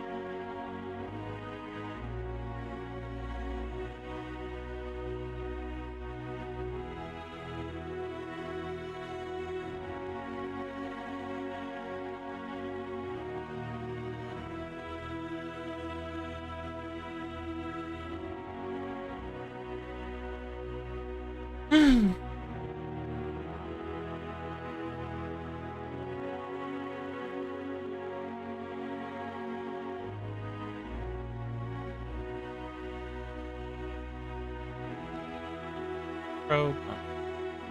Now go up.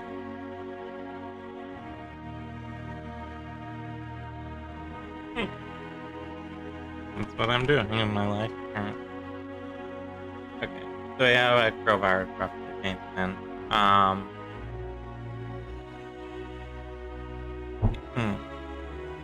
gonna do these little frilly bits of the shirt on the sleeves quick, and then after that I'm gonna start working on the hands, the tail, and the ankle. Basically all the orange fur parts. But I want to do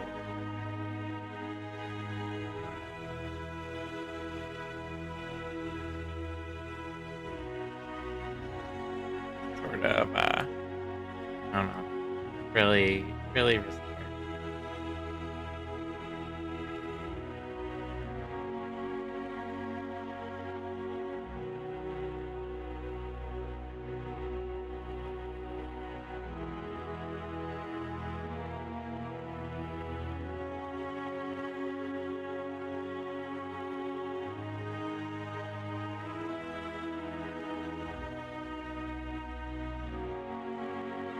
But gonna be part of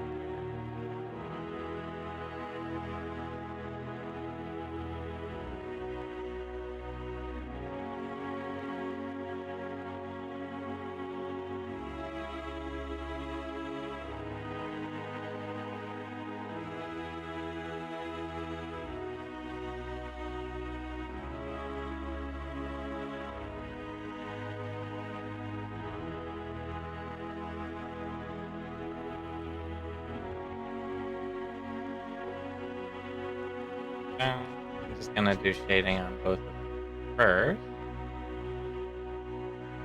No.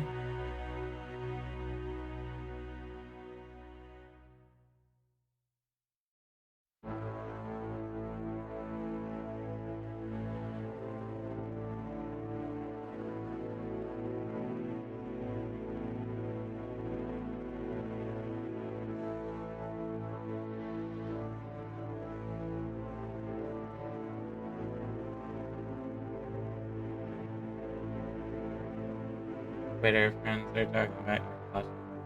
Oh, that you had on the Rhapsody stream? Your, or not, Rhapsody plush.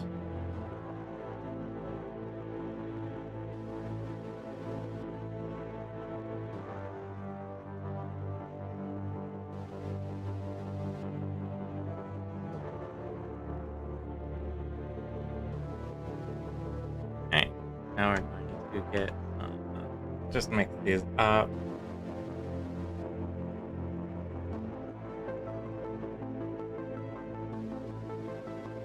You noticed one was missing. Oh, one of the plushes. I have no idea how many plushes.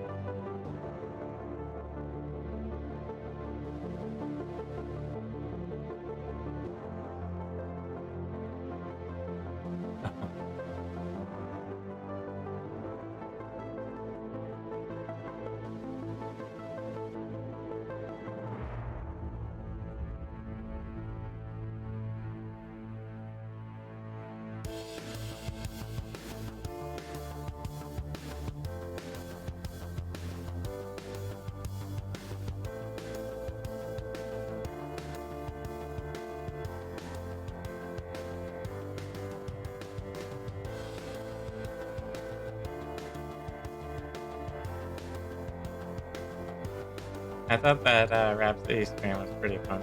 The voices and everything.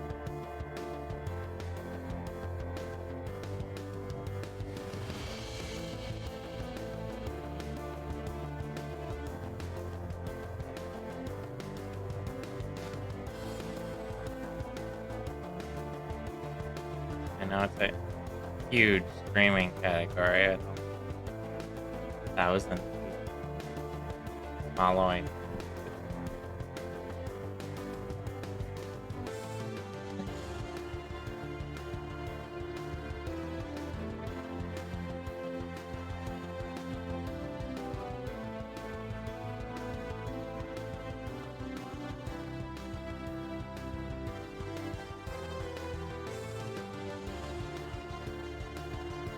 I mean, category.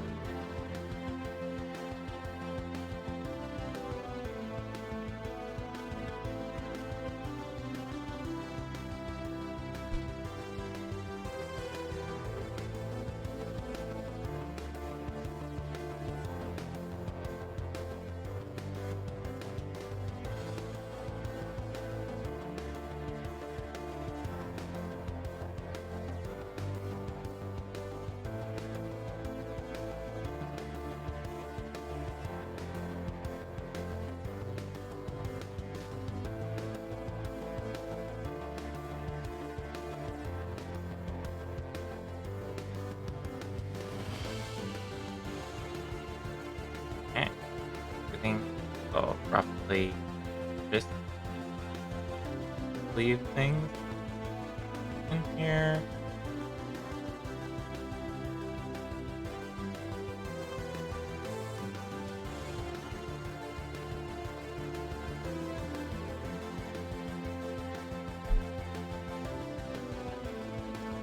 There was an official plush, that you didn't buy. Wow. Are you actually a Rhapsody fan?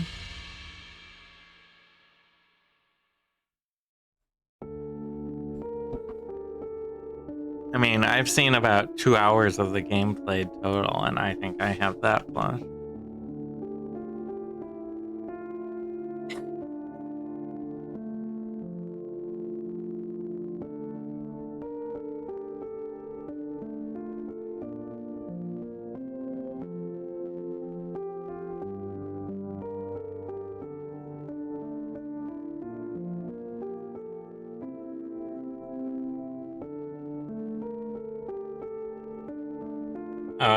Do you get in the game? Oh yeah, you're working on getting the dress for the challenge.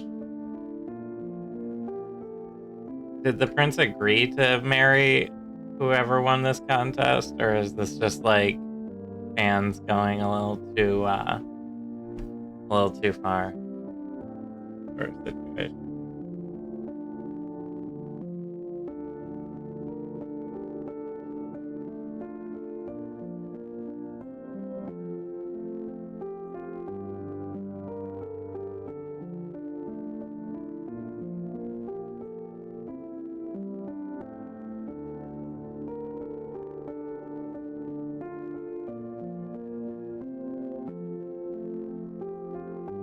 Or is it gonna be like the prince is like, "Ooh, I want to marry her," and then points and it's Cloud Strife in a dress, like in Final Fantasy VII.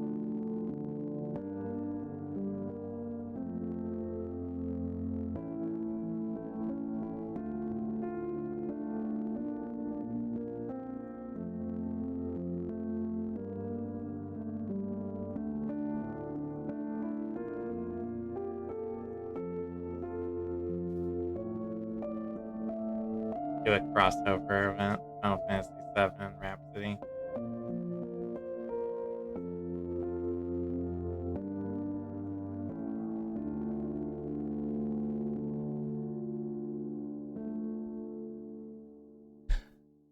I don't think. Oh, Lexi commented that that's Kingdom Hearts. And I was gonna say I don't think so, but actually I have no idea, so probably it is a Square Enix title.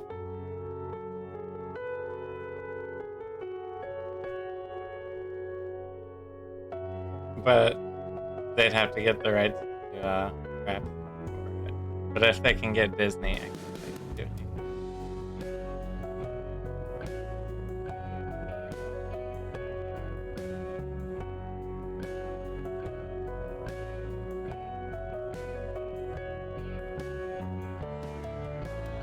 They can't afford Rhapsody after their crypto bomb.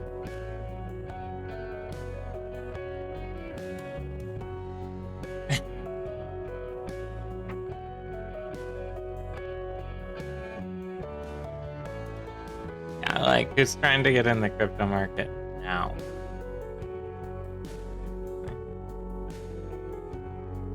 Although I am kind of interested, speaking of Squeenix, in the rhythm game, the Final Fantasy rhythm game.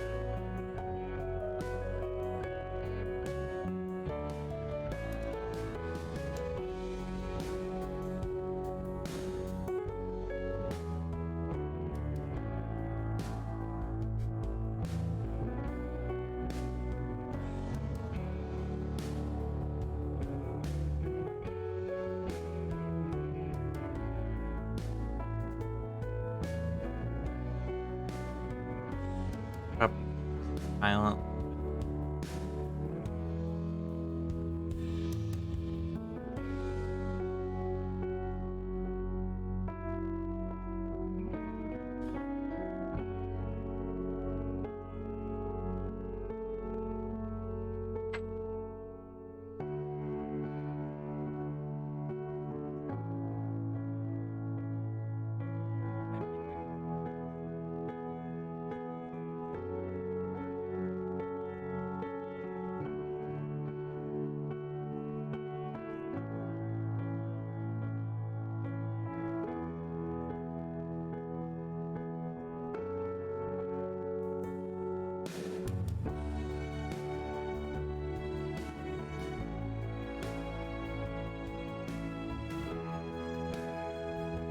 He just woke up and walked up.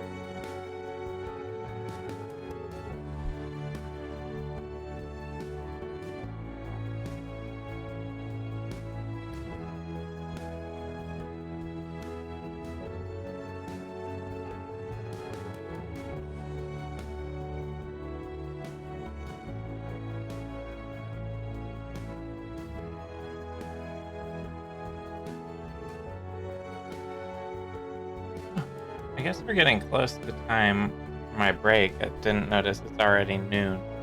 So once I finish this sleeve, I'm I'm going to take a short break.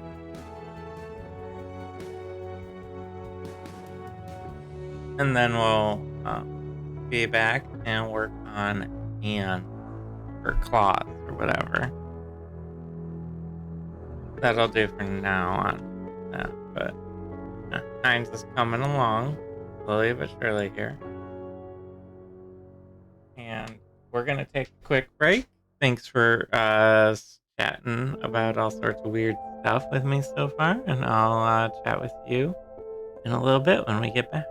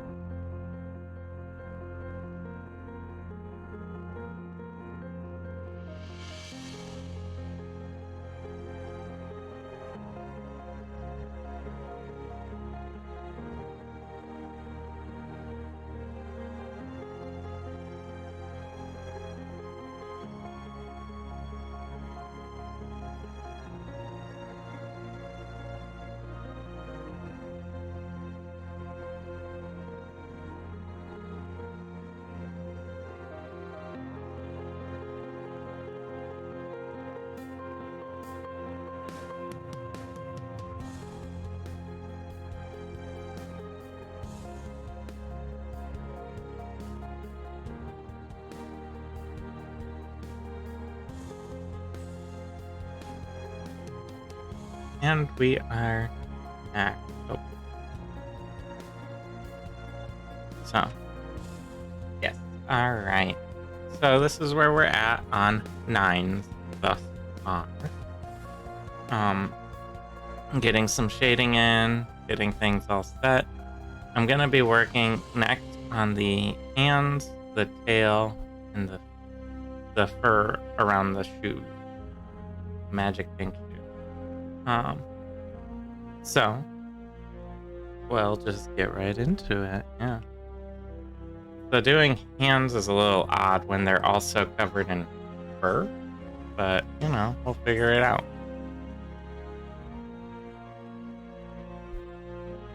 I'm not particularly used to it. I have a little gaggle of puppies running around under my feet. It's not distracting. Okay, so I'm gonna pull up my oversketch and just sort of like rough in where I had some of the hand structure before I do a lot of the more detailed shade work.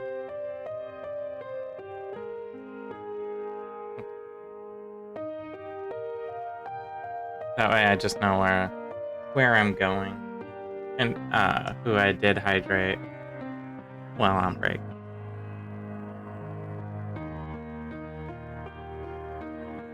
I also got more coffee.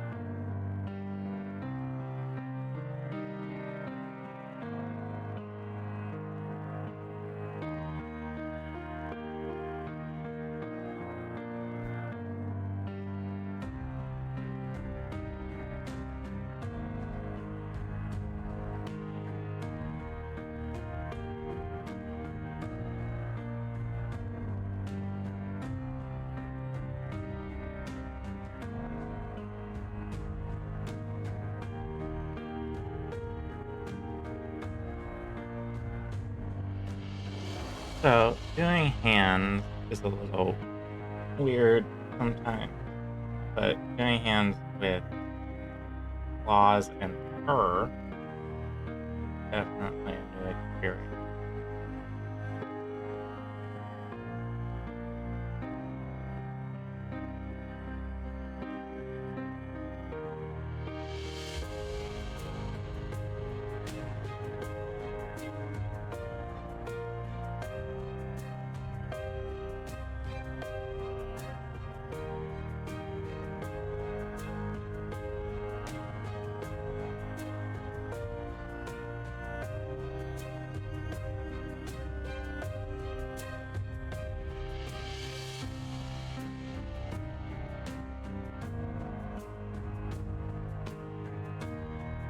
We're just gonna take our time with it and slowly work through ball shape and shape.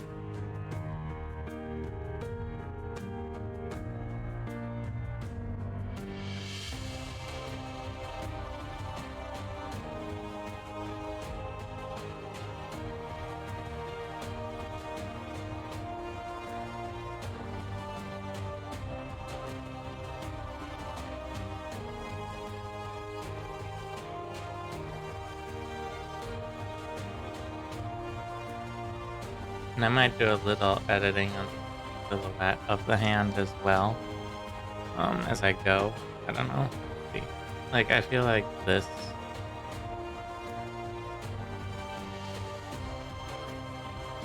works.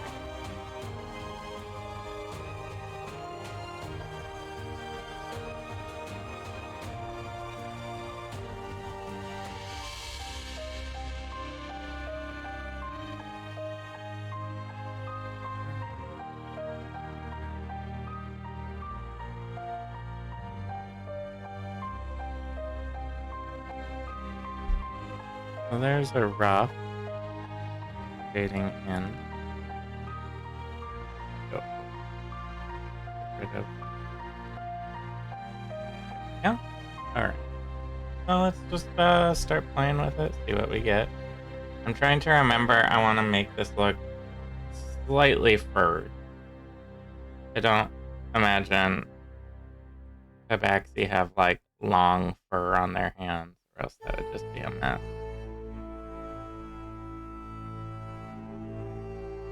Maybe they do.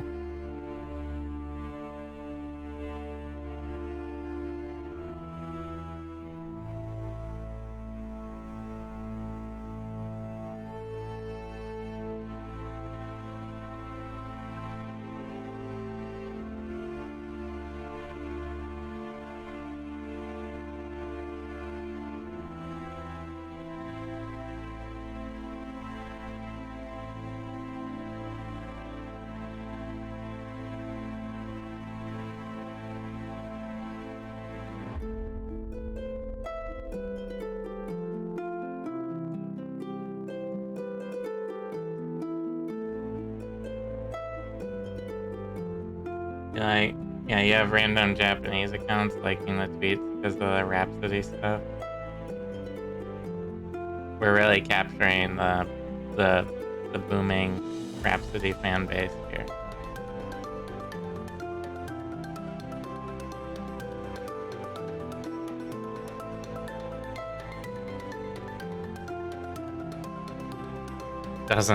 Dozens of them across the whole world. Dozens.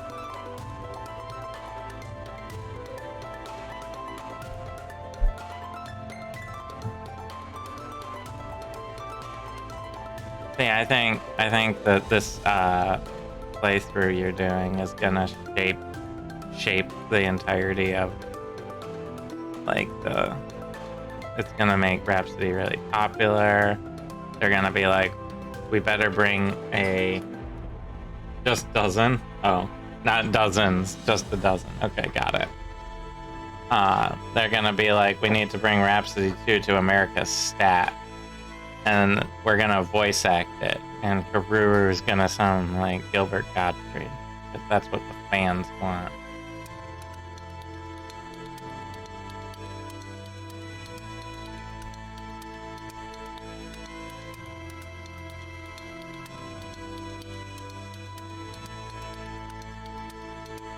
I thought I fixed it. Are we... why don't you refresh your page? It should be updated.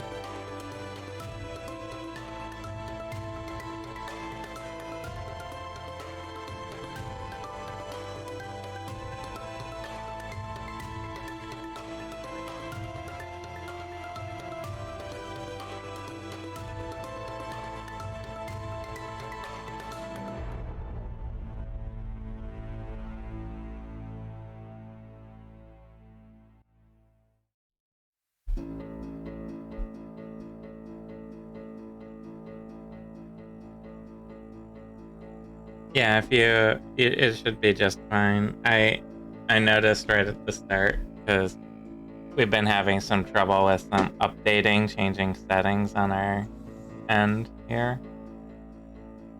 So I was keeping an eye out to make sure it did change over. And I manually changed this over to art. But if you started watching before I made the change, you might need to update it to refresh to see it.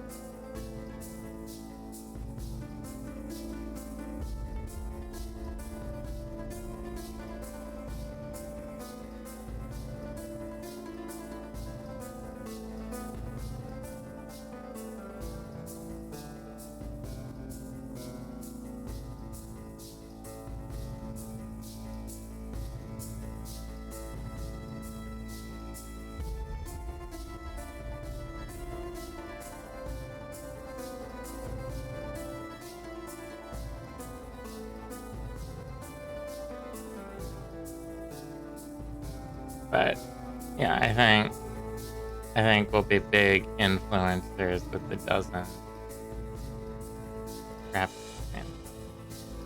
definitely. For sure.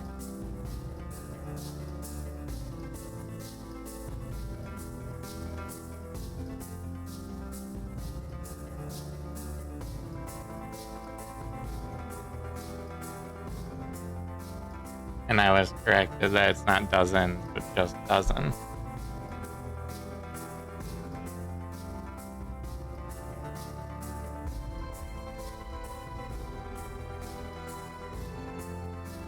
A dozen Billies. That's how Billies come. This is next.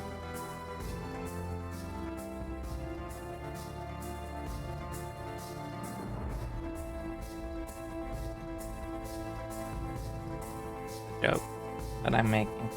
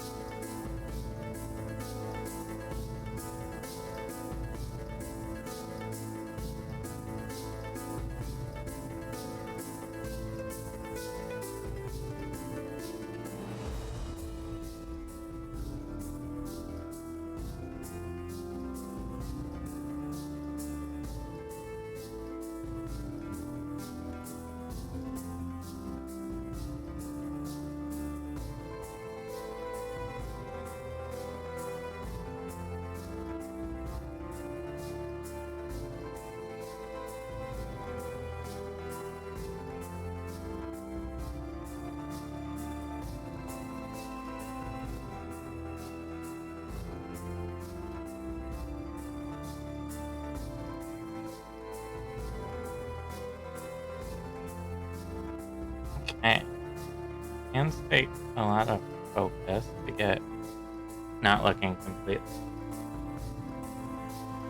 Ugh. Why would your job be so, like, have so much work in? I feel like your job should be like no work. You know?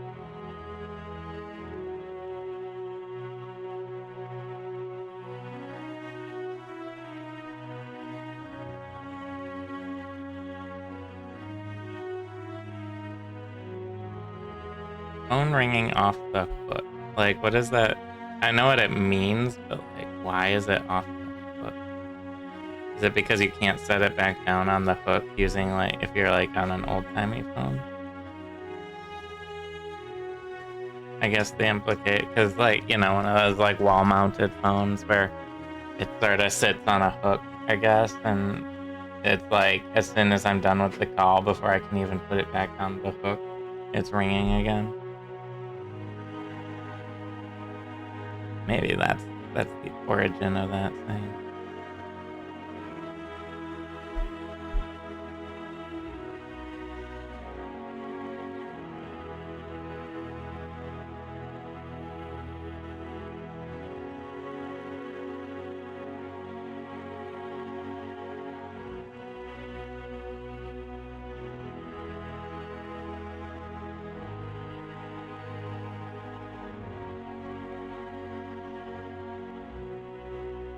Yeah, I mean, yeah, with cell phones, all phone calls are off now.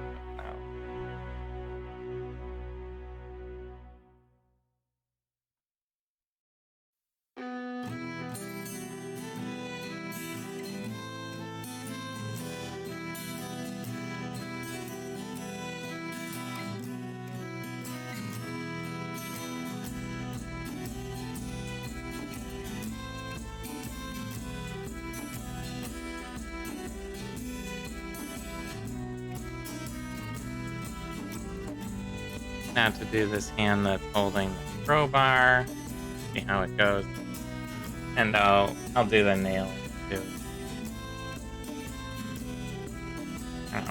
Uh,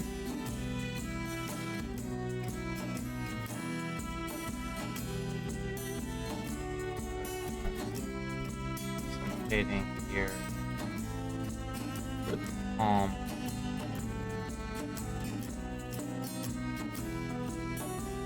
And we'll get the shading in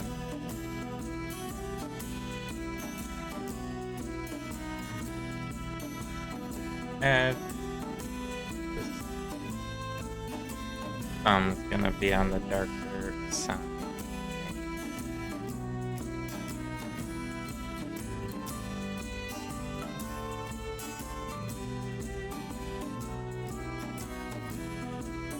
I'm just sketching in location for the thing. We're getting close to the frame element of your college kicking in. What does that mean?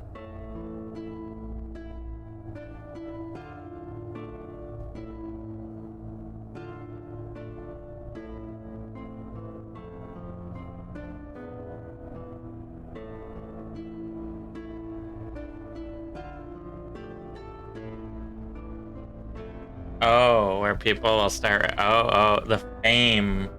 I misread that. I'm sorry.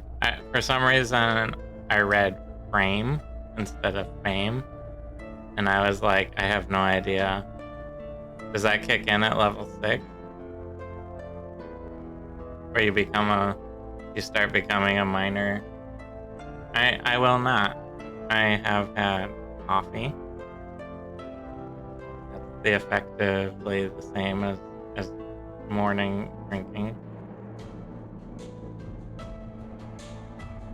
I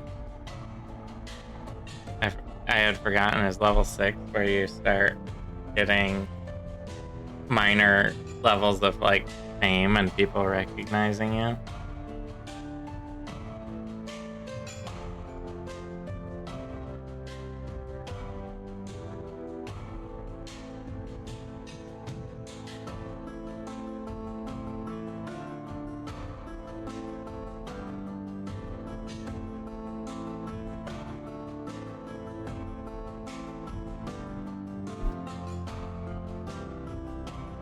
You'll be the mustard plug of Nordtown.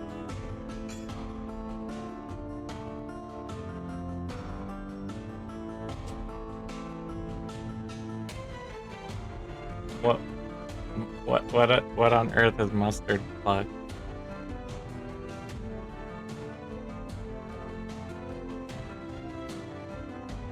Lexi is informing me it's a joke specifically for her.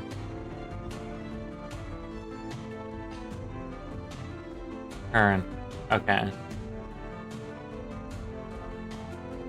That's some sort of inside joke. She got it. I don't know what it is, but she definitely understood whatever it is you were going for.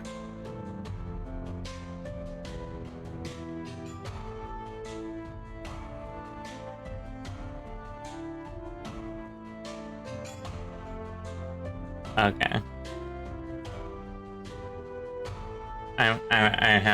I'm having it explained.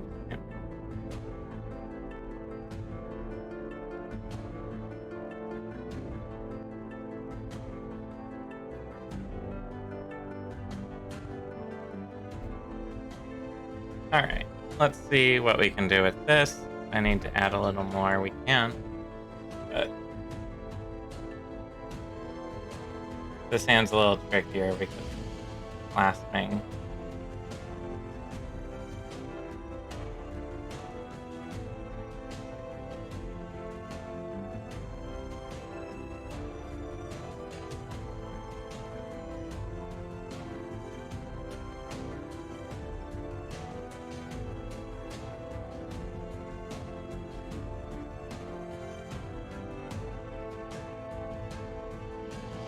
The best way to enjoy a joke is having it explained to you. I know.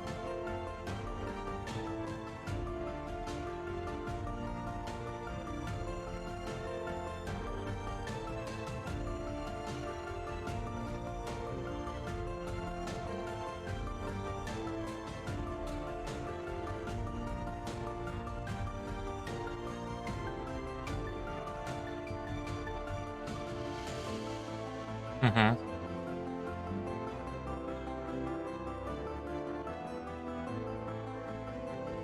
Mm-hmm.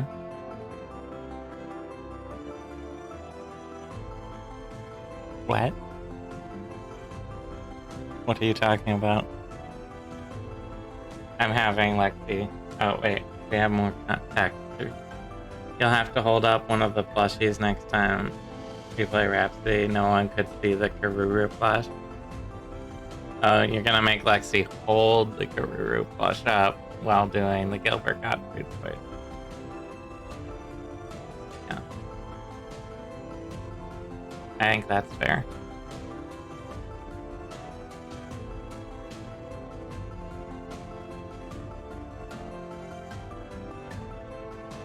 Lexi's complaining about having to do even more work.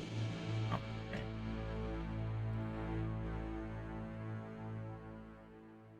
Oh no, she was intentionally talking quietly so that she couldn't be heard on stream. So the filters were working as intended, actually. It's one of those, like, things in the movies where you only get half the conversation. You know? Artistic. Cinema.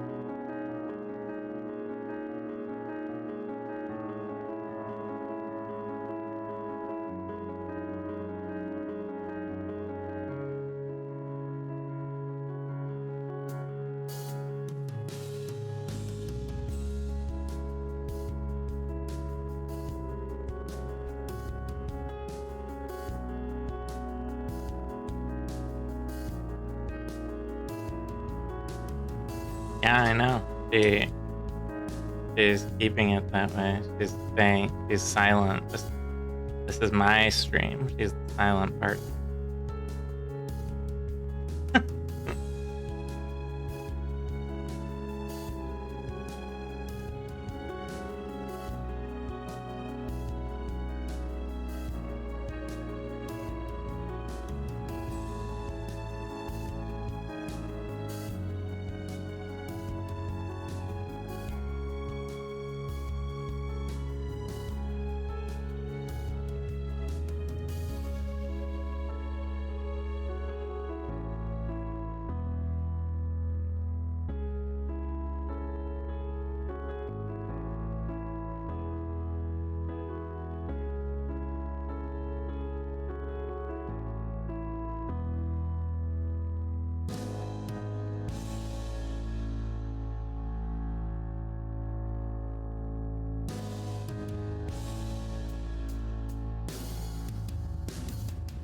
You hope I have to draw hands forever? Is that the curse that you're giving me?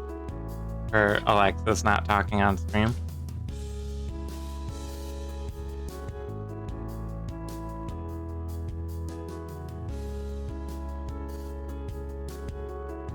I actually don't mind drawing hands all that.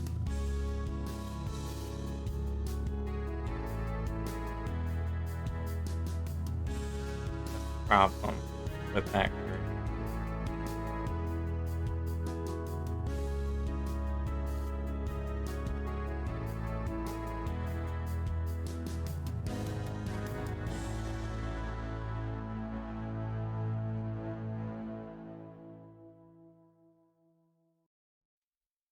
Hands are at least sort of interesting to draw.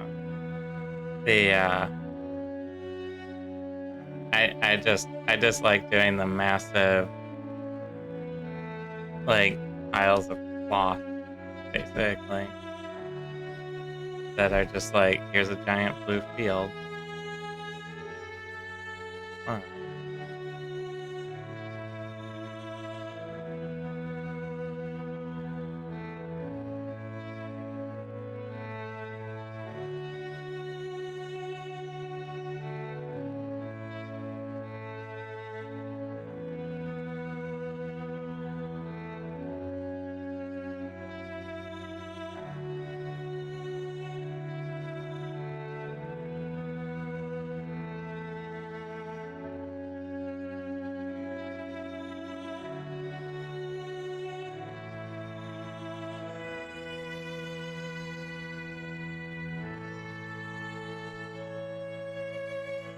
Like, at least hands have a lot going on.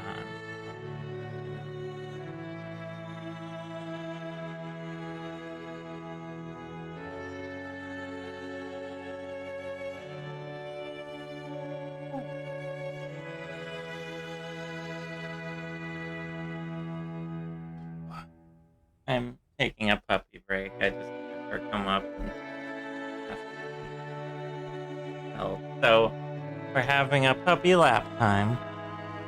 Slight delay to what I was working on.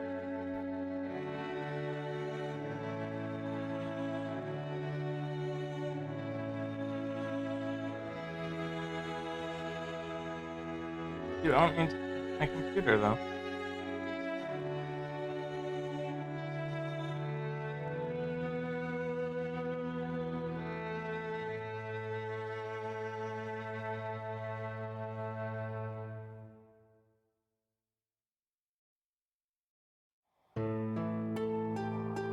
Oh.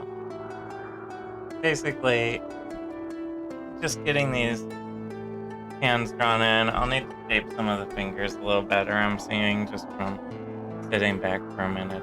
I think I want to bring that in. Bring this part in. That.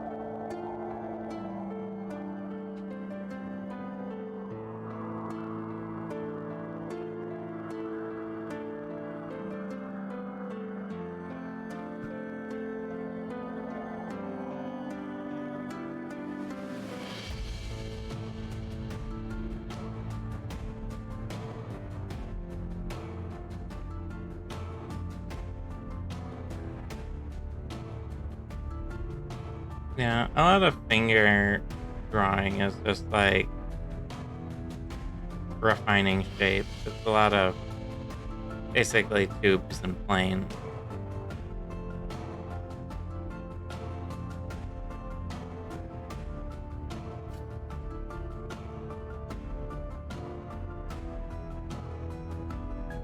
And I'm by no means an expert at it, especially digitally, but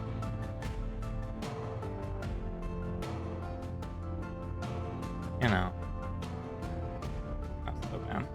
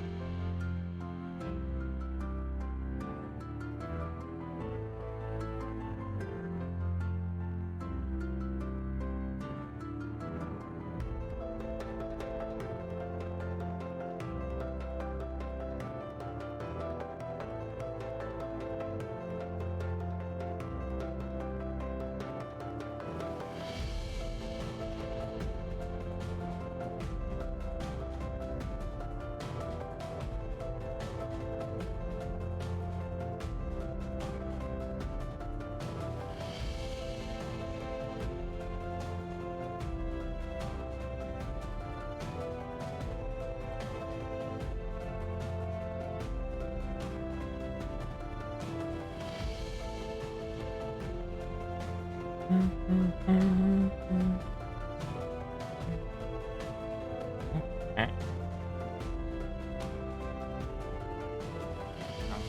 Here, actually, went a little over the finger. Catch up.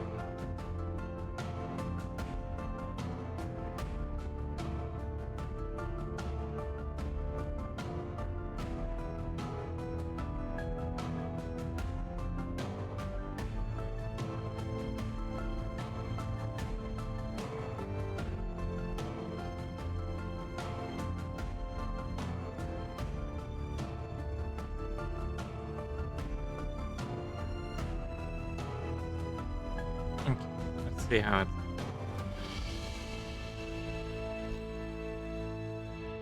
Alright, I think we got some hands.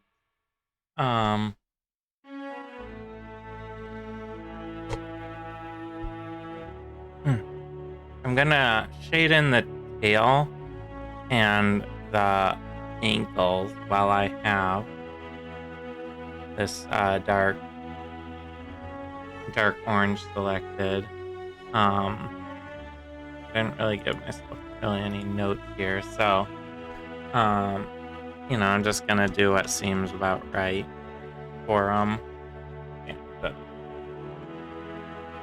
all it good there. They can honestly be fairly.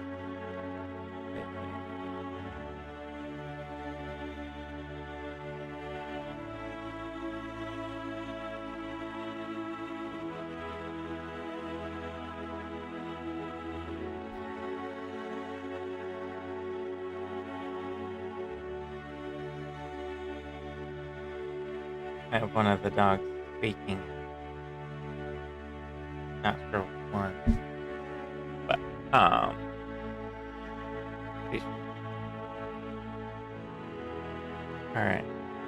So the tail, I'm guessing we got sort of shades up a little like this.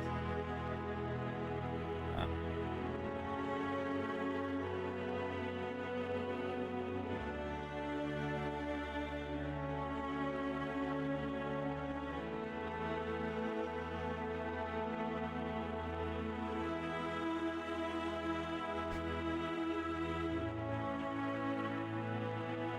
so basically, the tail is just gonna get some side shading like this, sort of sell the dimensionality a little bit.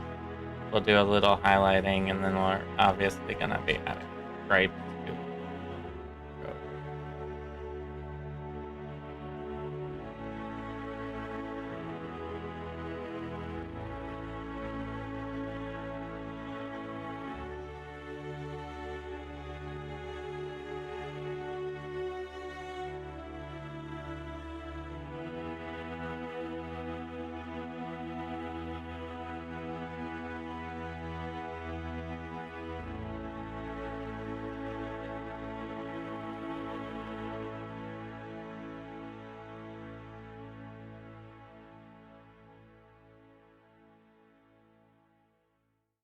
alright.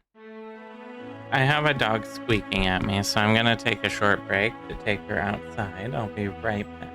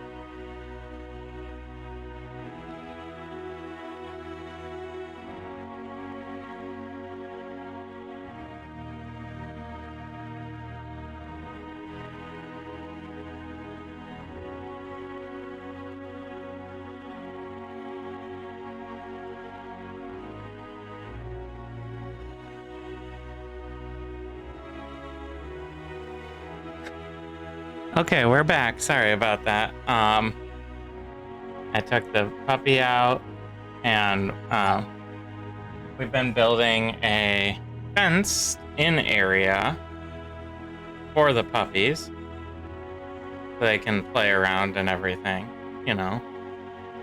But the gate isn't fully done yet, so there's one open area, and we actually had 3 deer get into the fenced-in area just now, and I had to sort of get them to go out through the gate, which they did. But hopefully that'll be done soon, and we can keep the deer from getting into our puppy area, because we don't want them mixing. Because one is much, much bigger than the other, and if it gets scared, the deer in this case, would be dangerous. That was exciting. Yes, they left. That was nice. They went through the gate area and actually went out and got out of the fenced area. So, luckily, nothing too exciting happened. But, dealing with a puppy who has to poop and and 3 deer that are confused about how they got inside a fence was interesting.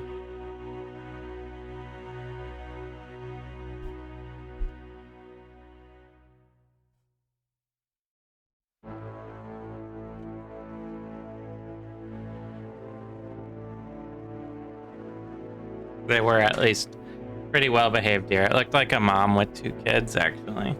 2 of them were a lot smaller. They looked like they might have just lost their spot.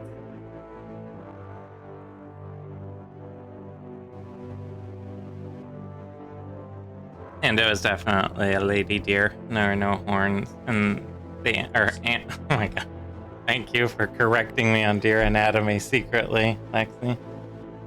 The antlers, the deer horns, the antlers. There were no antlers, and I've seen the bucks are already growing in antlers for the fall/winter here.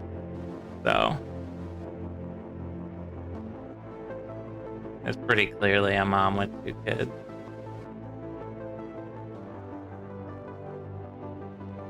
And they were just a little confused, but it's all handled.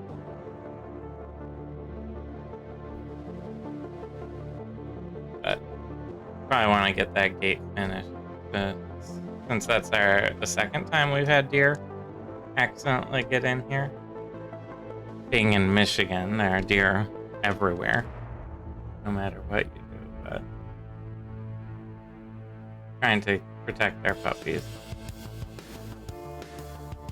Secretly, they're a deer secret. It's like Secret War in Michigan, but deer. Like, you could be like friends with someone at work for, 6, 7, 8 years. They're actually a white-tailed deer.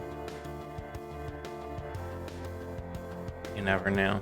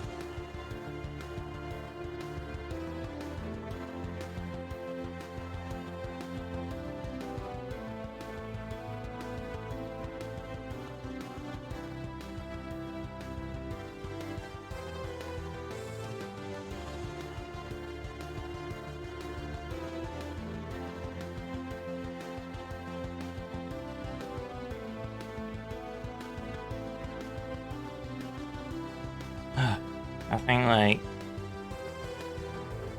trying to digitally recreate furry ankles in pink shoes.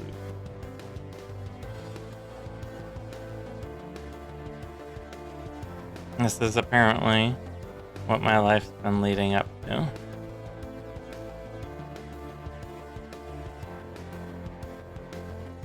Alright. So let's get I'm going to do the nails quick before I jump down to actually working the shading part. I want to get the claws done.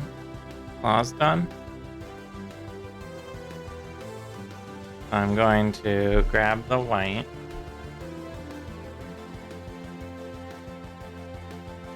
Slightly darker tone version.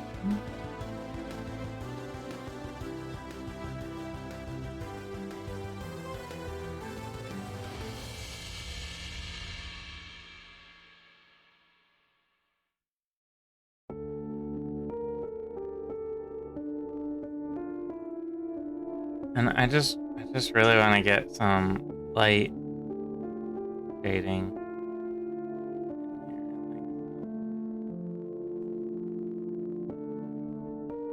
I might not even blend these because they're just so small.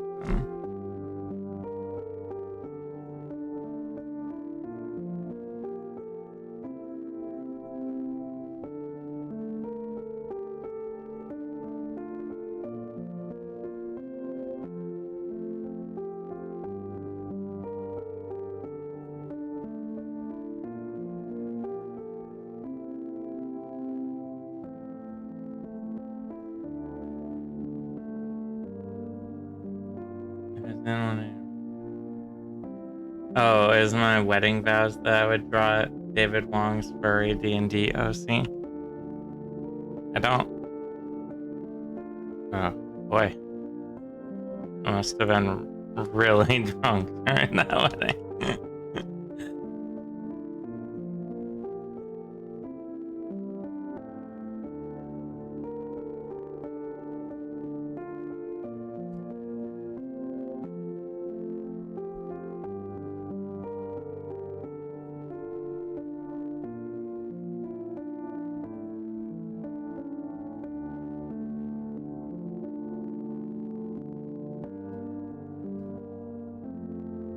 You were there hiding in the rafters? Yeah, I was wondering why dust kept falling from the ceiling. That was you.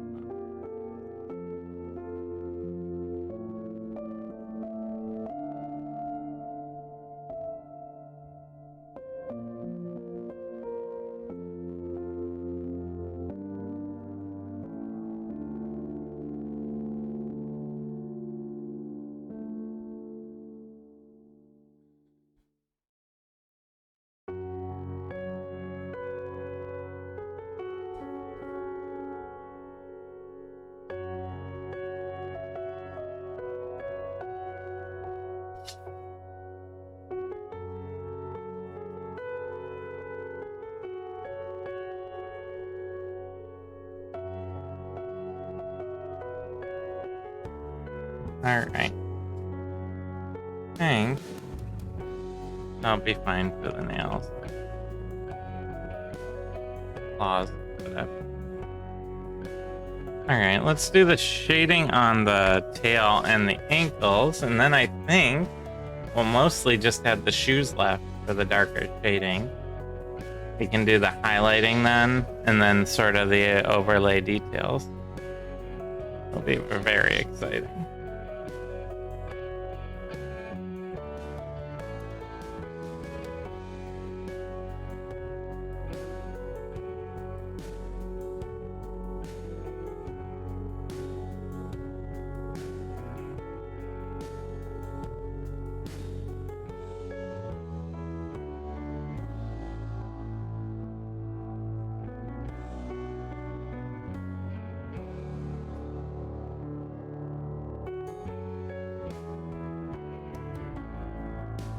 Oh, okay.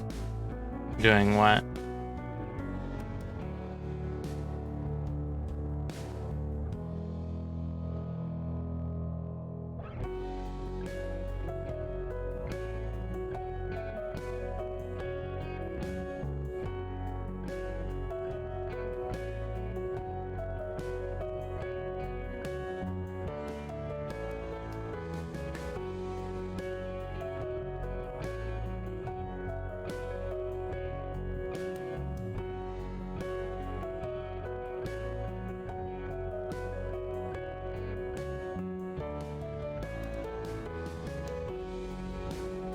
What's wrong?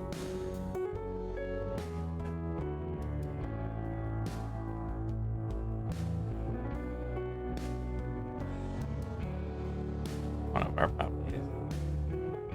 Who's now, it's their turn.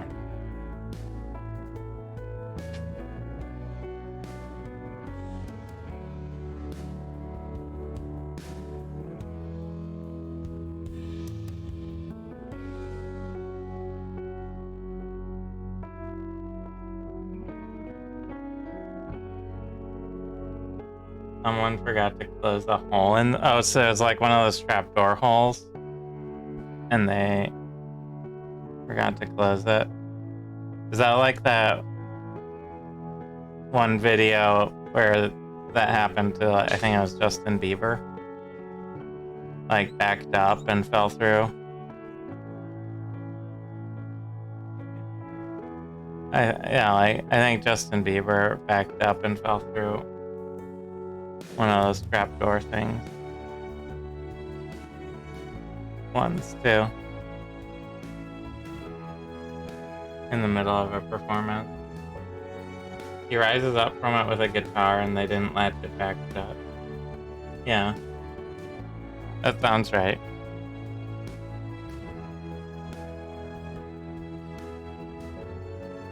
It's dangerous. Although I don't think they go super far down, but yeah, obviously falling any distance like that can be pretty dangerous.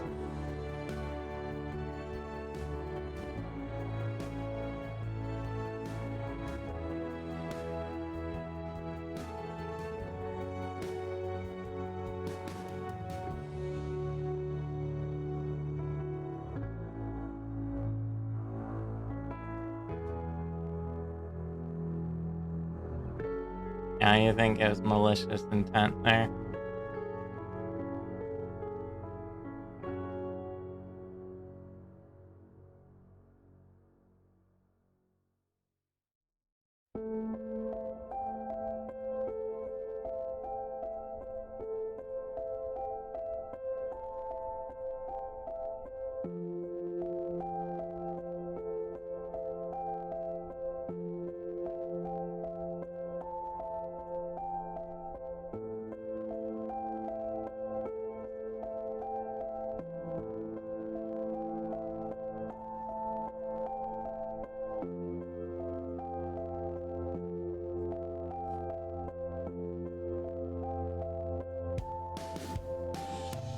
Alright. I like to try and get the colors sort of blended. What are you doing? My puppy's making big. This one just missed his step and is just, oh. Yeah, that would really suck. If he like slammed into the side of it.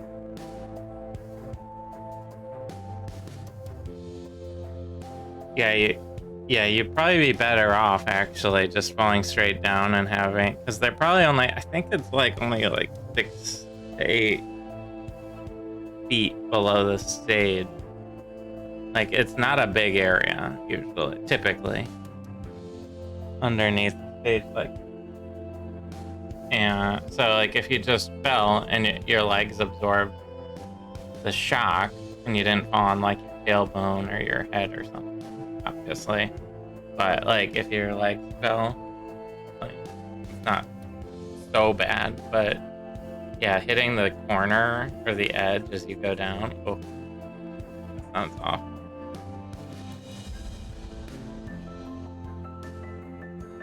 And you probably might, so you probably made a really weird noise when you hit the ground. Yeah. The wind knocked out of you.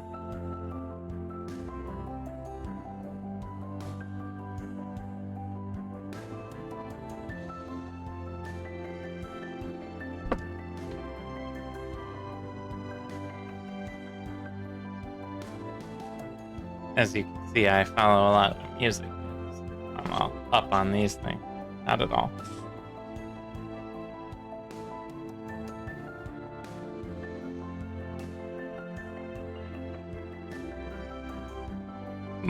Most of my newsfeed are like local events and cool fossils that were found.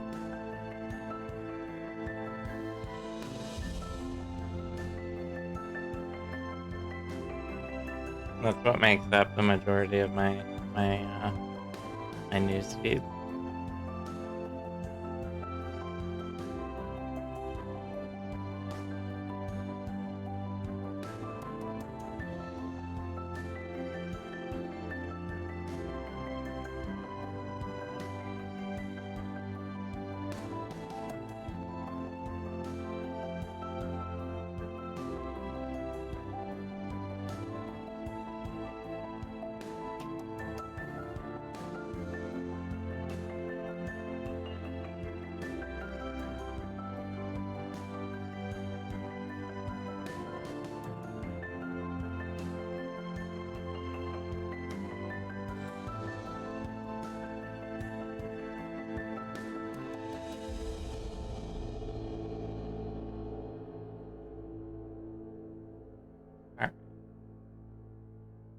Got the tail mostly shaded, at least with the dark.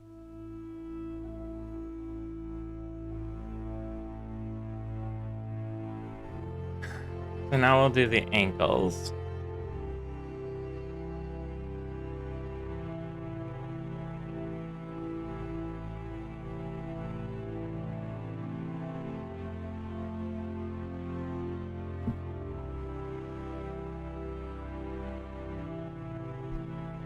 Yeah, whatever you happen. You're my newsfeed, who?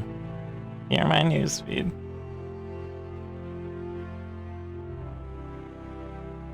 I think Nines is looking fairly resplendent in his appearance thus far.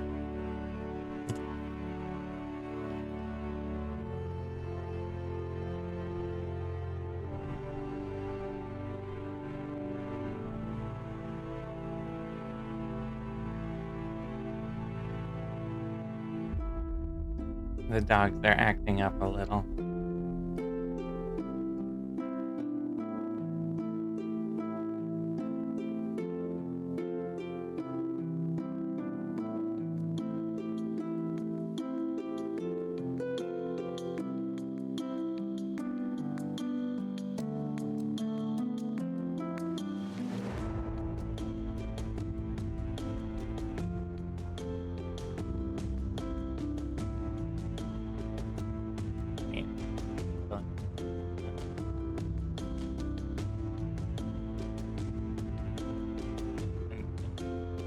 Good up first.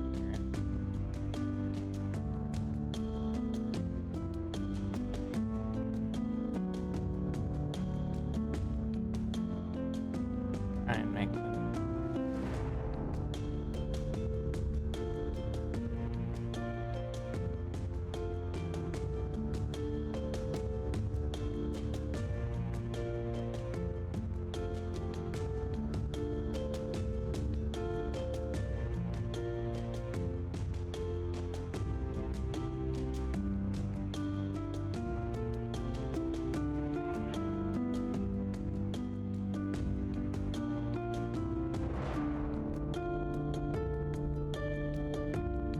I have both dogs. I don't know what they're doing. They're whining like they want to go out, but just went out. So I might take another short break here. They are just little baby pups. Once I finish the ankle.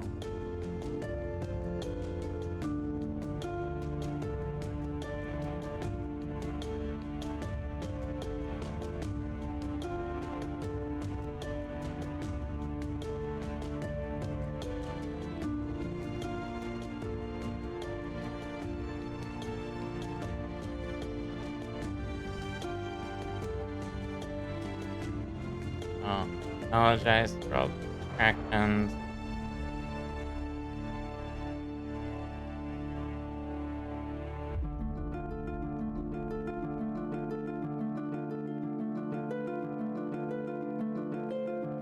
We'll get to this ankle in just a second. Right back.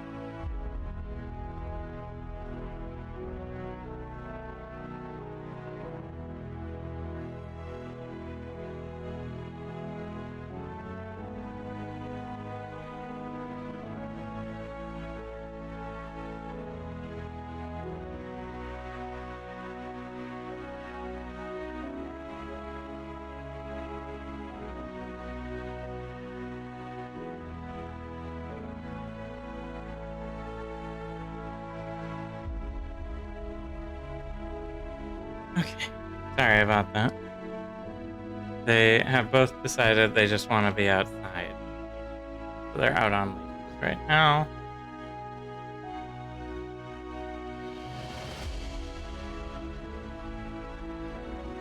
Playing.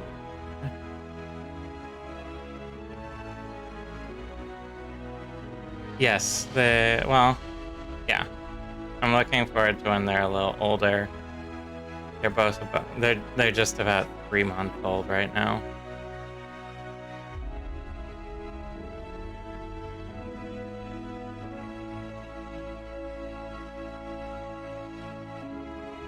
Yeah, they're both pretty much just 3 months old. They're small.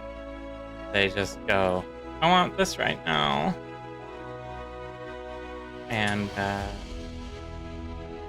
if you don't want to have them poop inside, you gotta take them out.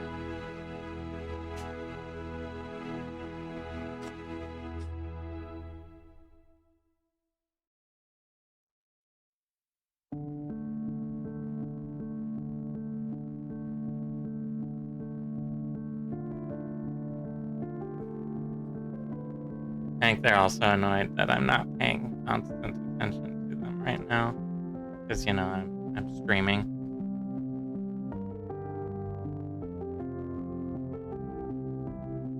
That is what it is.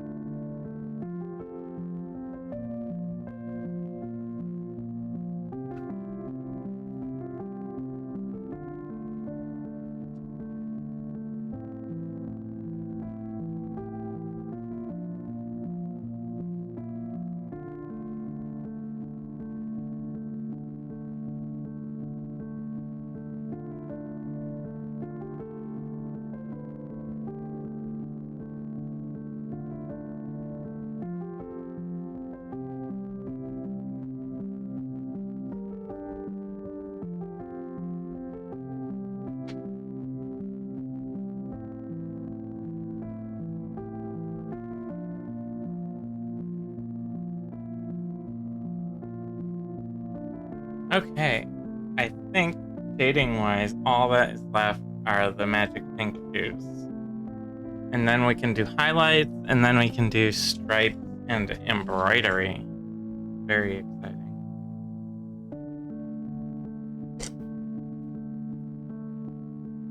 So, we'll just dive right into it, see what we can do with these pink cat shoes.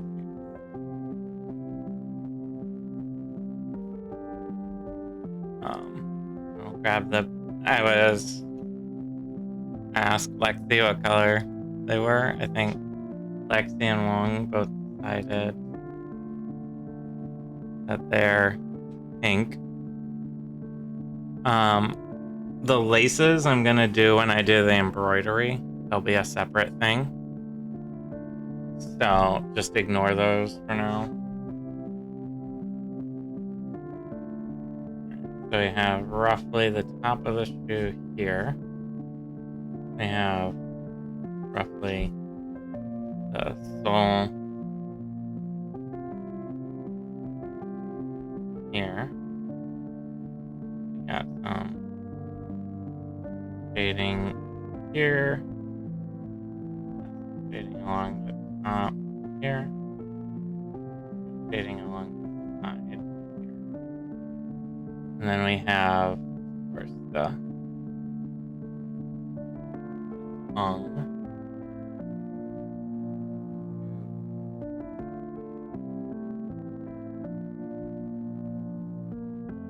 So it's gonna look a little funny until we get to actually drawing in the laces. Not get to that immediately. Basically, we're just gonna have this sort of empty slot here where the laces are.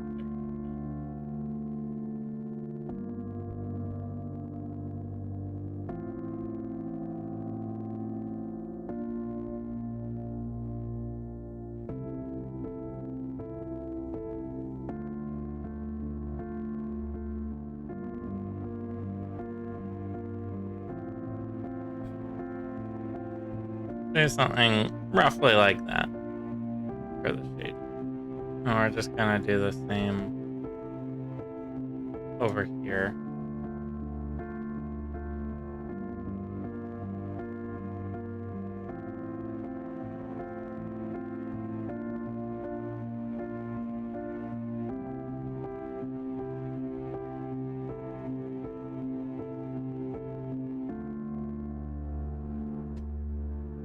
Yeah.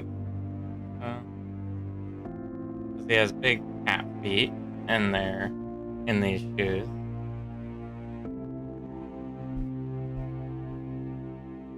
Yeah, something like this.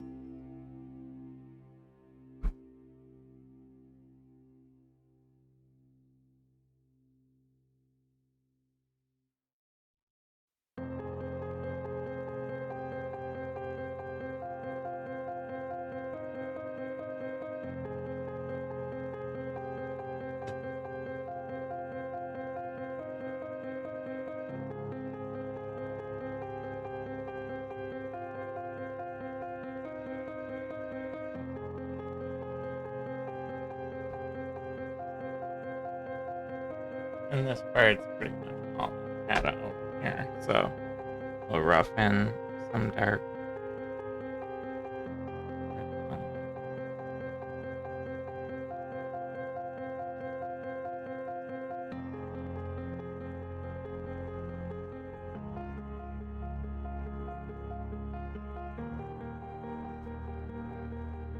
Alright, well, we'll start with this and see where it goes.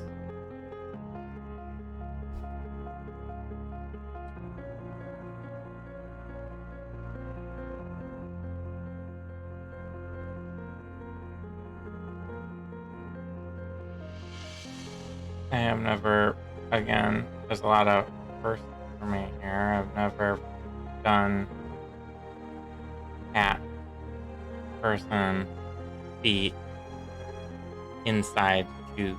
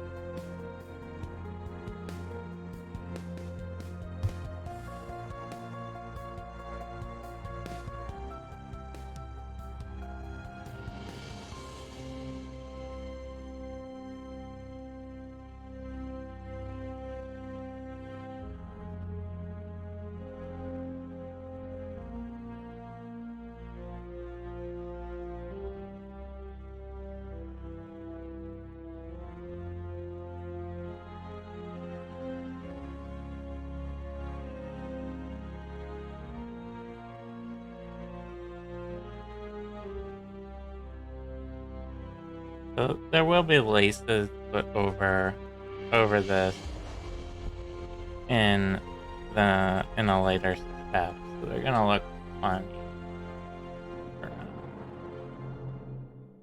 until they get those laces.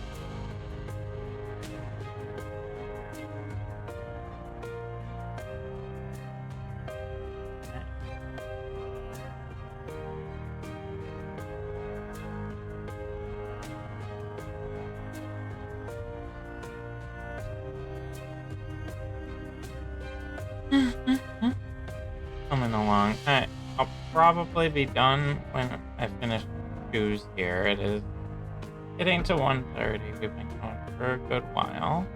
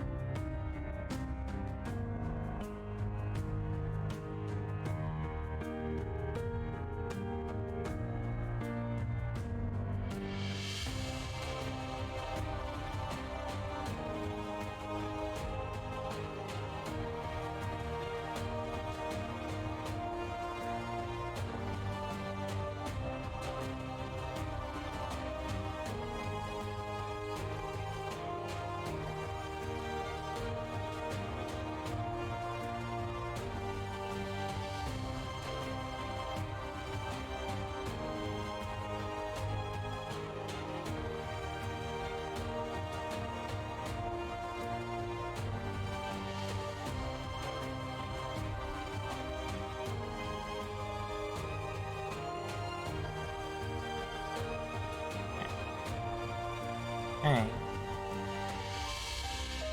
Really weird, hard to get this shoe shape right. Because we're not talking about like a regular human foot shoe. So the shoe's like a lot more splayed out than normal and more angles to it. This cat feet are digit whatever. Because they have they have a joint in it because they're actually walking up on their.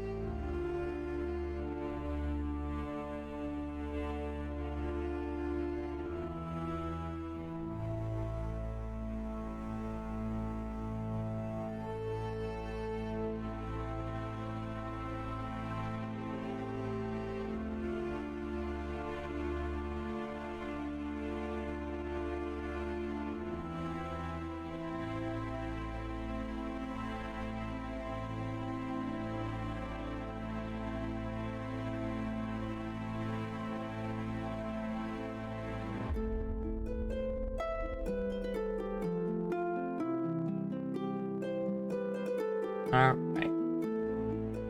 I mean, I think this is probably close to as good as this is gonna get.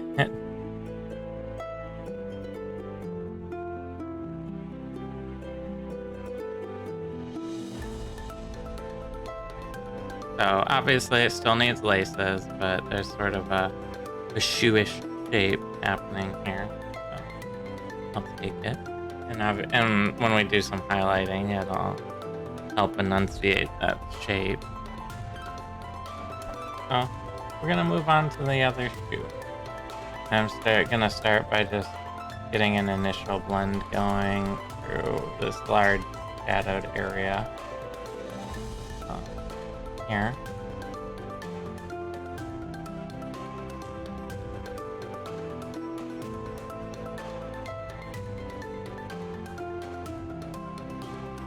And this will all get sort of sorted a little better later on. I just want to break up the shape of the brush a little bit.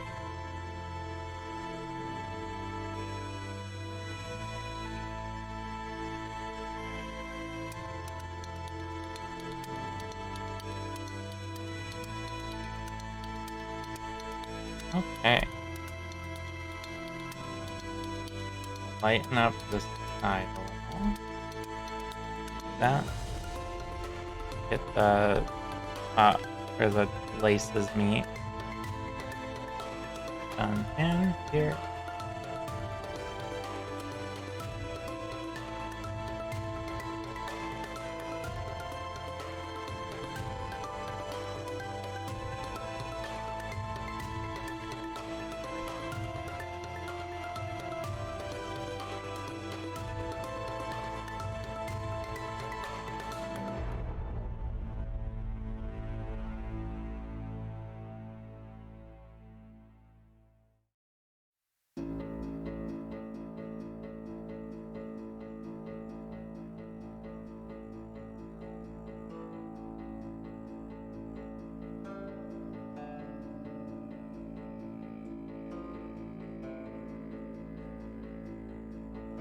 Okay. Now I can start doing a little shaping.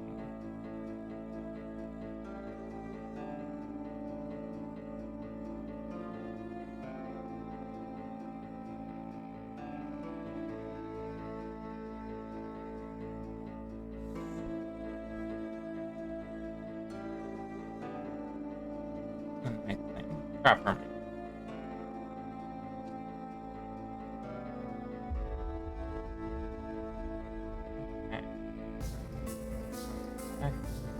Feel there.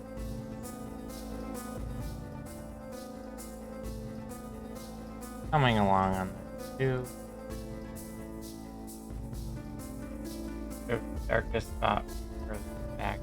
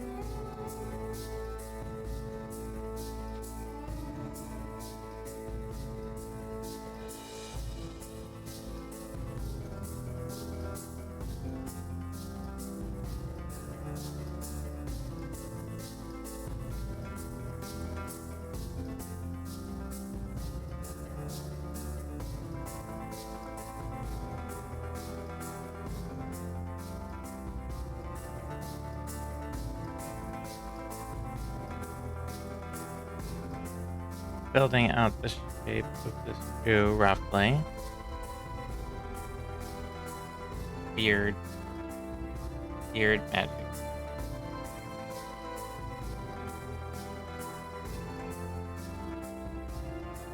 So the magic that this shoe does is that it expands in a completely non-functional way. It's basically turned into a shoe. that don't help you at all. Only.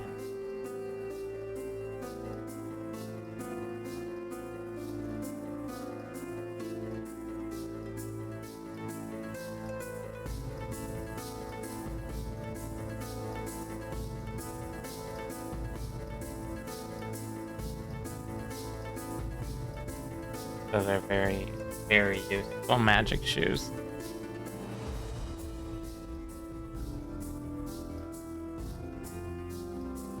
As a result.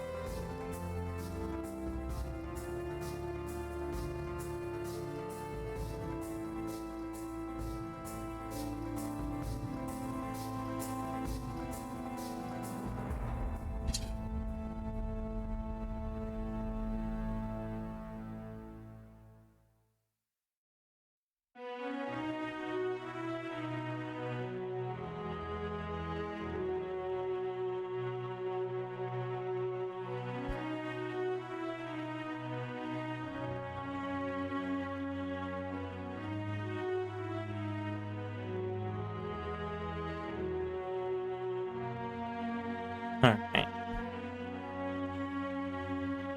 Your completely ineffectual shoes will save our lives one day.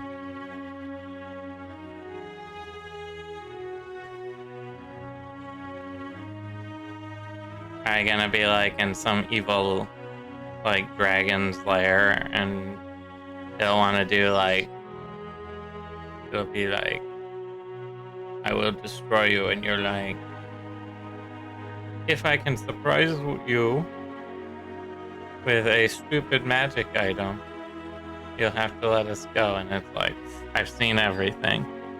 And you're like, my shoes got big. And the dragon's just like, what the hell? Fine. Get out of here. Is that the situation that's gonna save us?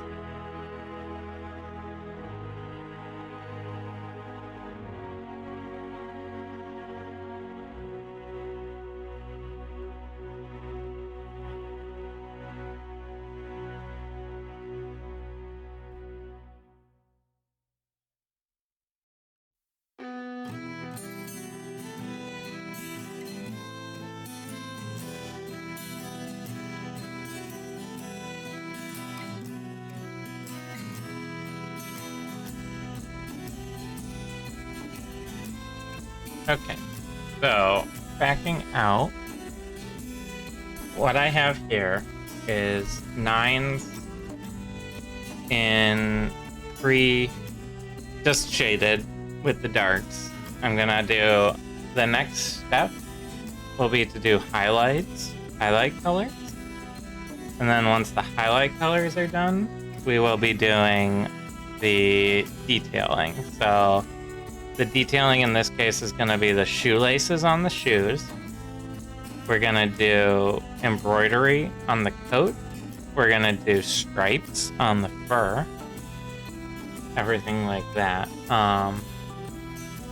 And yeah, so I'm not going to want to jump into doing highlights with 15 minutes left. So I'm probably going to just end a little early here. But you can start to see 9s shaping up a bit here, coming together. So I hope you're enjoying this. We stream Mondays, Wednesdays, and Fridays. We do painting, mini painting usually, and this sometimes, at 10 a.m. Eastern to 2 p.m. Eastern, typically. Cat Fancy? No, Fancy Cat. Yeah. And then don't forget to check out our D&D stream. We stream Sundays at 2 p.m. Eastern on Twitch. If you're watching on YouTube, you can find all our episodes on our YouTube channel as well, and podcast form on pretty much anywhere you can get podcasts. We also list all of them on our website at DysonDungeons.com. We also have a Patreon, patreon.com/DysonDungeons you can check out. Follow, like, subscribe, do all the stuff, all the engagement stuff that people always want. And we want that too. And check out, if you're watching live here, check out our Twitch VOD of our Rhapsody stream, is what Who wants me to say. So, yeah, thanks for watching, everyone. And I will talk to you soon.